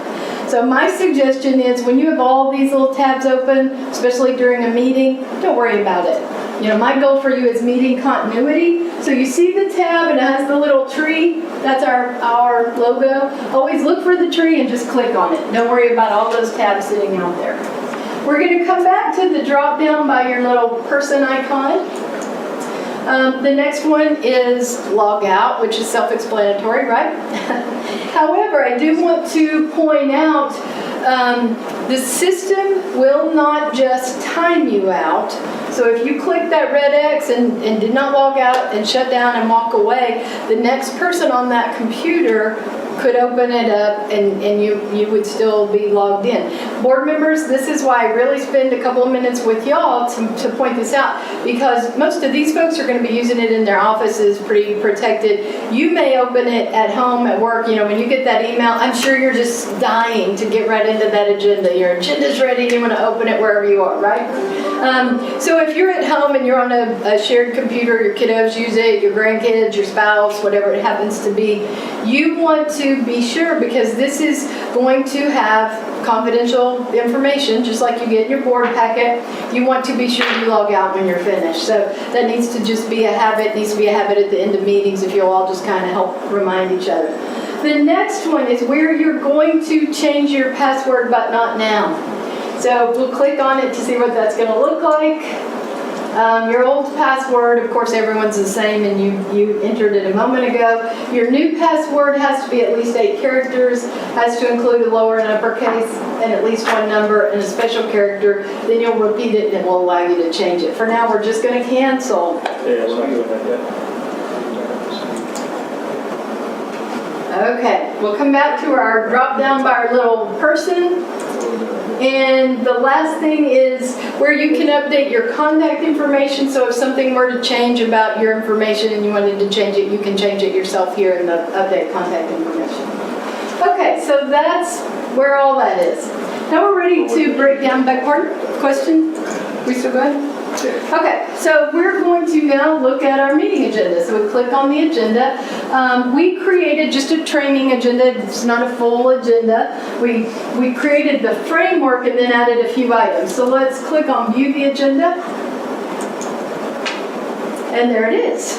So we had to make a couple of tweaks. I referred to it a moment ago. Because Board Docs categories, and this is just a programming thing, are holders. They don't actually contain data. So all of your items, all these things needed to be an individual item. So we had to create a category to put them in. So we have one called opening items, which parallels Robert's Rules of Order. So, small change, but not anything huge, but just wanted you to know what that's going to look like. I don't know how our B got moved up there. Look at your item B. Your 1B? Oh, Yeah. Okay, so we'll start with call to order is 1A. And every item that you see is going to have item details. We're still learning. We're going to see a couple little tweaks we need to make. This tells you the meeting you're in. This is the Board Docs training meeting. Your opening items is the category. The subject is call to order. Access is public. Your items will always be public. You are a public entity.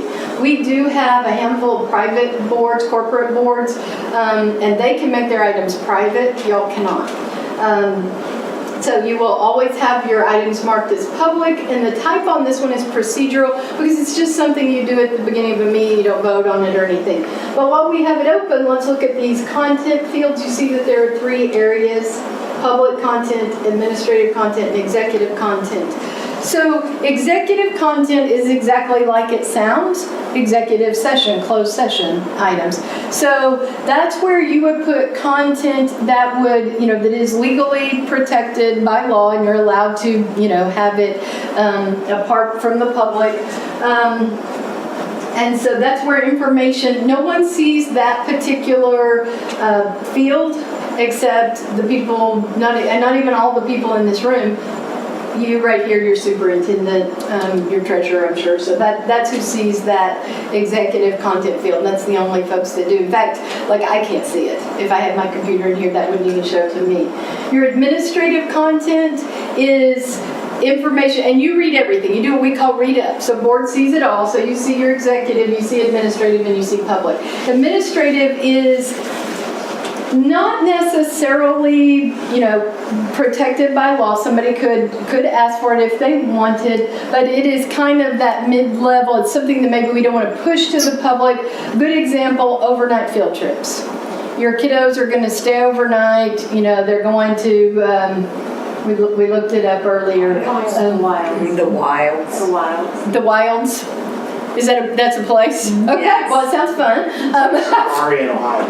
Okay, so they're going to stay overnight there at the Holiday Inn. I don't know what this is, but lots of folks go to Disney and participate in their band festivals. Our kids do where I live, and they stay overnight at XYZ Hotel. You don't necessarily need that out there for the public. I mean, certain people need to know, but you don't just need everybody knowing where to access your children. So it's kind of a protection. That's the kind of thing that might be, in administrative content. Not highly confidential, but just not something we're going to push. And then public content, and this is where almost all of your information, you're a public entity, most of your information is out there, and that's where almost all your data is going to go, is in the public content. So we're going to skip item B because I don't know how it ended up there. We were playing around earlier. Obviously, we did something. So here's item C. Again, just roll call. Next one is Pledge of Allegiance, and you see we put you a little flag in there for your Pledge of Allegiance. We really did this just an example to see what you can do with Board Docs. You can import pictures. So, like if you're, reporting back on students that won awards or won contests or whatever, and somebody has photos, you can actually upload the photos so board members can see those, right in the field. Next is the adoption of agenda. Now notice this one looks a little different, because this is actually our first action item tied to this. Anybody can amend that. But the recommended is motion to adopt agenda. And then, down here is where they will, take your housekeeping. Next is approval of minutes. It's going to work exactly the same way. The one thing I do want to point out about approval of minutes is moving forward, your minutes will actually be linked right here, because we have what we call a minutes editor, so that then on that dashboard you'll see the minutes right next to the agenda. So they're they're linked together. So that's why you'll put your minutes in the minutes editor and it will attach them right here. Now we're going to jump back up to now our 1B that shouldn't be a 1B. So this is, for example, a field trip. So again, you see in public content, this should all look familiar to you. It came off of an old meeting. So it is information you've already voted on. So these are, again, the kinds of things that you can do. This is information that's out here to the public. You must scan it down for me. And then down here, for example, your Norwood Middle School Orchestra has been invited to participate in the Trills and Thrills Music Festival, and you go, what exactly is that? And so we build a link there, and you can just click that link, and it takes you to the festival that your kiddos are participating in. So if you want to know more about that. So, like I say, it's kind of nice because it is online. Yeah, we're not going to close. We're just going to click on our tree. There you go. And we'll stay in there. So the nice thing about it, like I said, you can build in photos, you can build in links. You know, it's just, I hear board members say a lot of times, you know, they feel like they understand a lot more about the school because it does have this kind of different dimension to it. And so lets you, you know, kind of be a little more up close and personal. Yeah, and now here's a perfect example. So in administrative content, and this is the example I was giving you a while ago. So there's your link right there. So you open it up, and I think your folks actually, they were saying that they're going to create kind of an online form, so it would be in there, but this is what's been done in the past.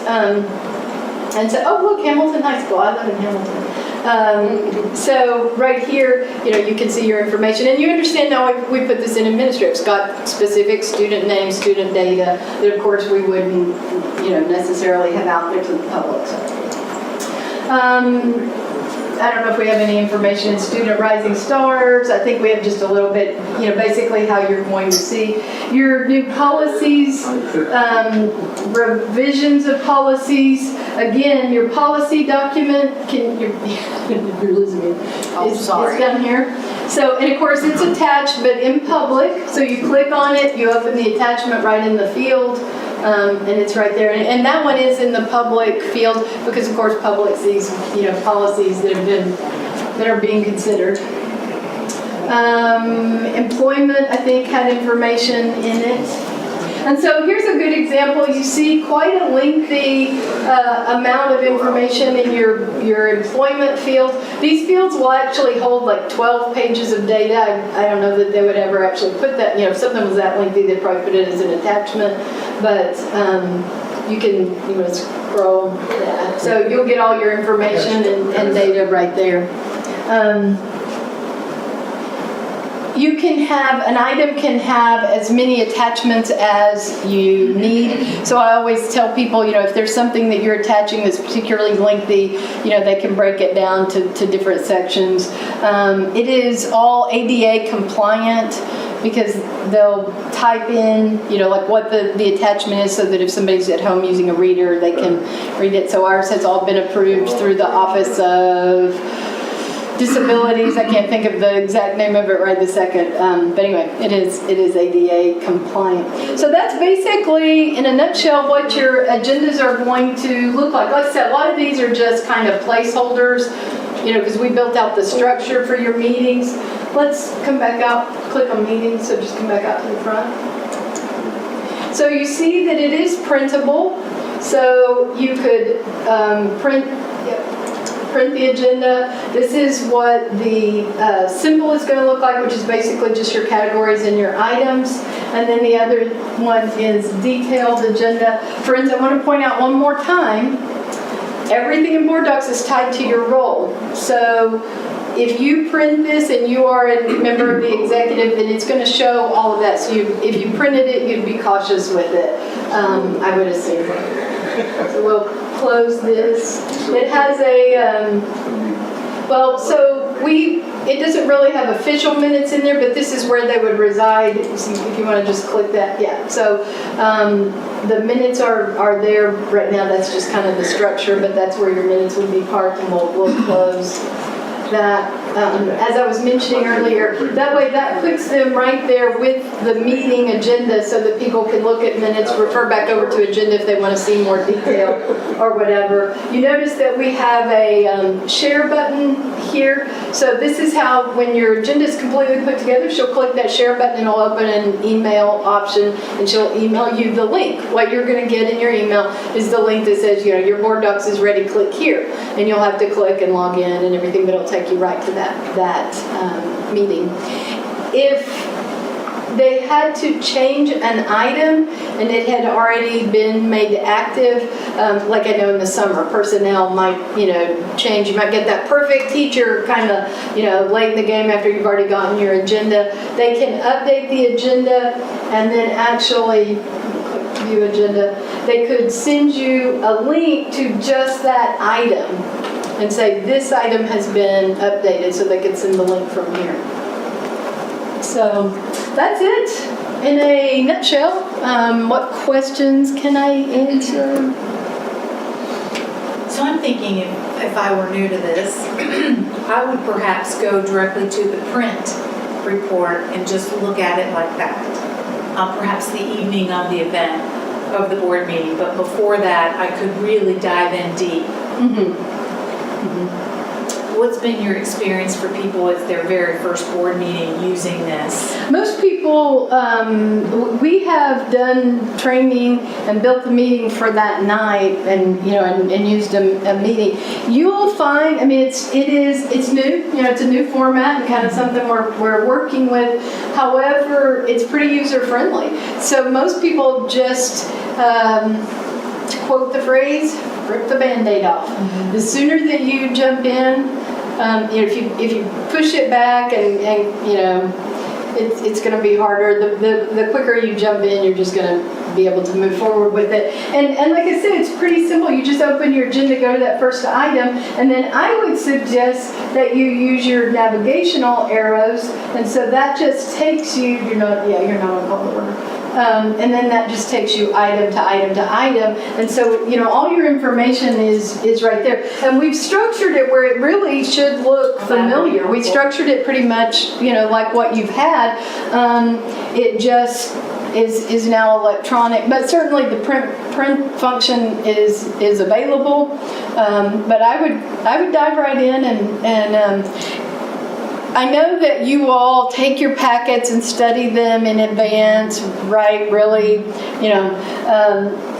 the first meeting or two, you'll really want to be attentive to that and make sure that in advance you've opened that and opened those attachments and read over your material so that your meeting, like I say, our goal is meeting continuity, that you just continue on and that the flow happens, and that's what most people say. First month, everybody's a little shaky. Second month, it's okay. Third month, you don't know what you did before.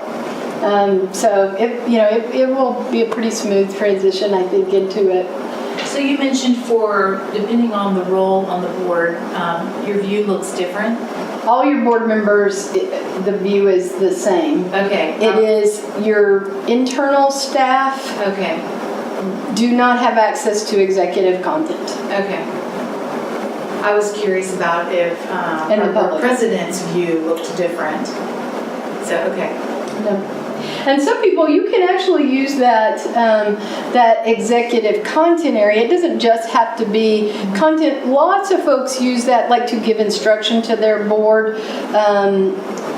So it may say down there, president will ask if there is, and they'll put that in executive, things that they might would have given you, kind of I know when I was on the board, we had a little cheat sheet so we could, follow along, and lots of folks will just go ahead and put that information down in executive, and then you can, you can make text different colors, you can highlight it, so a lot of times they'll make that a different color and highlight it, so the board knows this isn't true content, this is meeting process information that will help, move along the meeting. So there's all kinds of things that you can, utilize within the system. And you got to give your internal folks a little bit of a break. Like I said, we had one little bump in the road tonight. I'm not sure when we did that, but somewhere during training, because we were practicing moving things and I was showing them, because it does reorder. That's the nice thing. So like if they get an item, in fact, today they had sort of a late edition and they were going to go have to reprint everything. No more reprinting. It's all, electronic, so you can add an item, it renumbers, it resorts, everything's there, and ready to go. So, yeah, really, friends, there's two big reasons for board docs. Transparency. Your community can log on, they can see the agenda, they don't have to come up here and ask, so it really makes it much nicer. There'll be a link, they can just go to your website and they're going to look, and of course what they're going to see is the public documentation, which is almost everything, but, so as far as transparency, it's a lot nicer, a lot more accessible to your community. The other thing is efficiency. Now, I know your staff doesn't think that today because, we spent a long time training today and, building this framework. Yeah, they're rolling their eyes, I know. But moving forward, it will become more automatic for them and you're not printing reams of paper. Your community will become quite adept at this. They were asking, well, do we still print? And you can still print a few for the community, but I will send you a press release so you can, build a link, put information out there. And you'll be amazed at how quickly people will just anticipate, because it's a website. It's readily available from any device. So, your phone, your tablet, your Kindle, your anything. If it gets on the web, you can go to Board Docs. Yep. So very, really, really easy in that sense, and that's where your efficiency really comes in. So, questions? What can I explain further, clarify, except the number of Ohio schools off the top of my head that are using it? That one we've learned I clearly do not know the answer to. So can you speak a little bit to the security of the site? As I mentioned, it's been around for about 20 years. Never been breached. You're actually, and now I'm gonna, your IT person in the room is probably gonna chuckle here in just a minute because, I know just enough to be dangerous, but I did go to one of the security sessions just because I wanted to understand. So our CEO, he's the one that actually developed it, and he is still the primary architect of the system, and so I went to one of his sessions where he was explaining the security. You're not actually you're not in our servers. Like, you're not going directly to our servers. He has mirrored sites, and I think it bounces back and forth 4 times before you actually see it. So there's security after security after security. He always says we have the same security as agencies that have 3 letters in their name. CIA, FBI, all of that. We like I said, never been, even when Google Docs was Board Docs never has been. The only time that information has been out there that wasn't supposed to is when someone put it in the wrong place. So, it is as secure as the users. And we spend a lot of time today talking about, different areas and different levels of security. Oh my God. Well, you'll have 2 or 3 eyes on it. I mean, it won't ever be just one person. And if there's a question, you'll always put it in one of those secure areas. And then obviously, like I mentioned earlier, you'll log out of your systems. You will not share your password, things like that. Because you do want to keep it secure. But yes, we have never in Board Docs existence had an issue. But if they have password trouble, they can reach out to the site itself and say, I forgot my password, or reach out to Your our internal tech. folks can reset it, can reset your password. Yeah. That part they can. Now, the 800 number, and they can help you in a pinch. They try not to do things like reset, because that's really more of a local decision. Yeah. But our 800 number, folks can help you through anything else. But yeah. Mr. Strasser, you're clear on how to keep account of motions and... We're going to do that manually for a little bit, Okay. and then we'll move into the automated.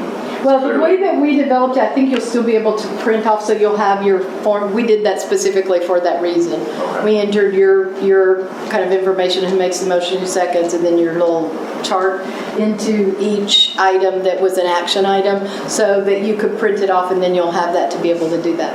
Okay. And then the young woman that sat here today, Heather. I knew I said Heather. And then when she loads the minutes, and of course she can, kind of use the format that will pull through, or, her format that she's been using. Either way, you'll load those minutes into the minutes editor, because it's a text box, so you could do cut and paste if you wanted to. So our goal is next Thursday to have this ready for you, which means this Friday. So they'll be able to log on at home from their own PCs. They'll have these at board meetings for familiarity. And the hard copy, just for a little while. And the hard copy for a while.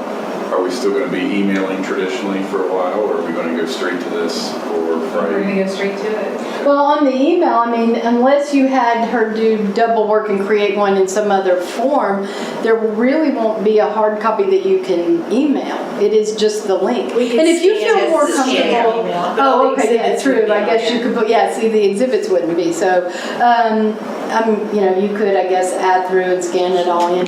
But, I'm only if you're more I'm just asking so the board's aware. yeah, get Friday. information. And if if you're more comfortable, Yeah. I mean, you have printers at home, click that print button and But kind we of don't compare want them to them. have to do that. Sure. If we go straight to this on the emails, are we gonna be able to get access to our phones on those? Is there an app for it? Is there an app? There's no app. Okay. You so- go to the This website. is Yes, it is accessible by phone. So if yours an iPhone, it'll be Safari, whatever your browser is on your phone, you just go to boarddocs.com exactly like you did here, and then link. We'll forward that from link- there. We'll forward that link to you. That will take you straight to the login. Yeah. You should be able to. Yeah. I mean, it'll be small, but yes, it'll absolutely be there. And part of the reason that we don't have an app is that security. Our information doesn't come to you, doesn't get pushed. The link will, but we're not pushing, because you think about it, that's where breaches happen, Right. is when you come to the site, and then we can keep the site secure. Okay, so we'll just, Yeah, you can link through anything. So when we make changes internally to our agenda, are we gonna keep it all on the agenda, just highlight it and send that, okay? But I mean, I like the way we do it now, so This everything's was there. so That's apparent to nice. me months back when, we were working on the district calendar, and we put it as an exhibit, but it was not in the large stack of items, so I was passing around my one copy, and it was just such a better way to share the work. Yeah. Because I kept thinking how that appeared on camera was that I hadn't shared the work with you.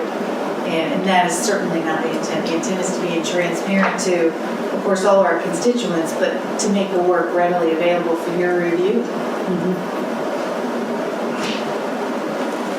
No, I mean, it's clearly, and thanks for bringing it to our attention, because it's a lot of paper to manage, and now that I'm sure Brandon would even say that you're on this side of it, you see all of the attachments and everything.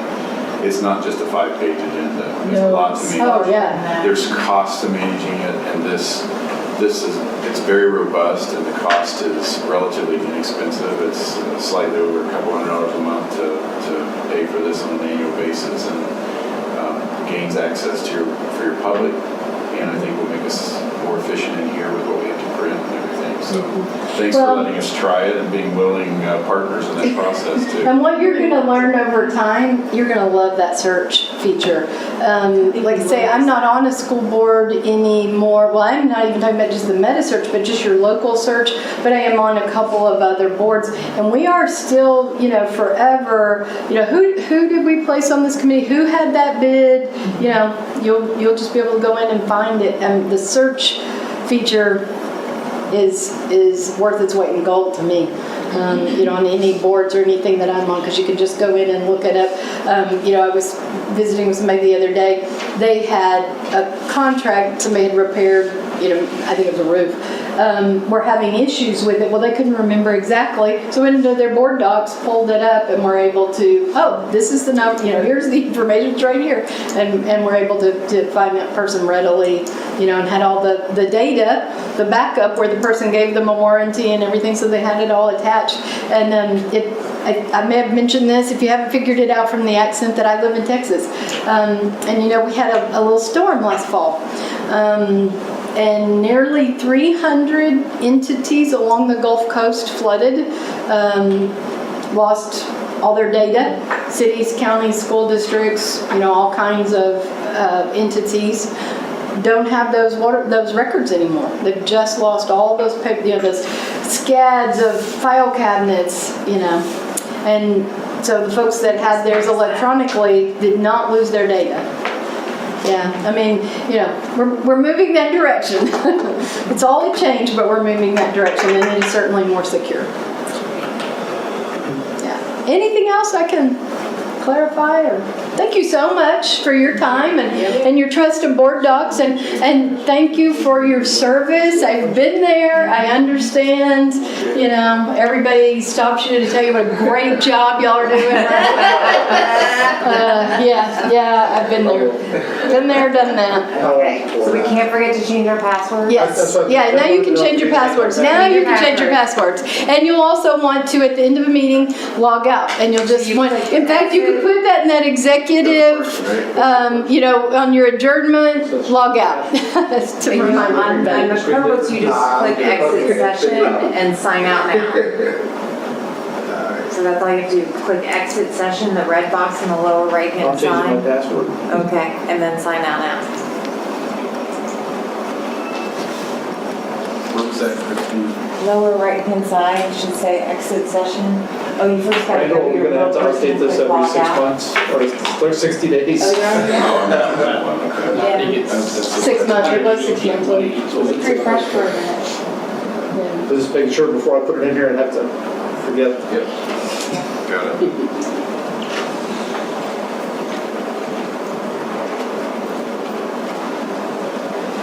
You know, the name of your first pet and the number 1 and then the number 2 and then the number. That's right.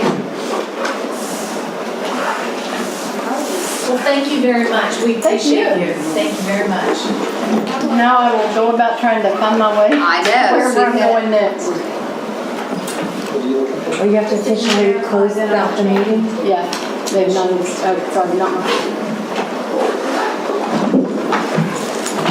Oh.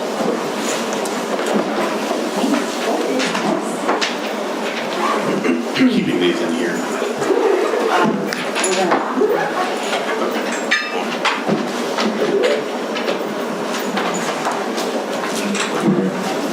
More cards.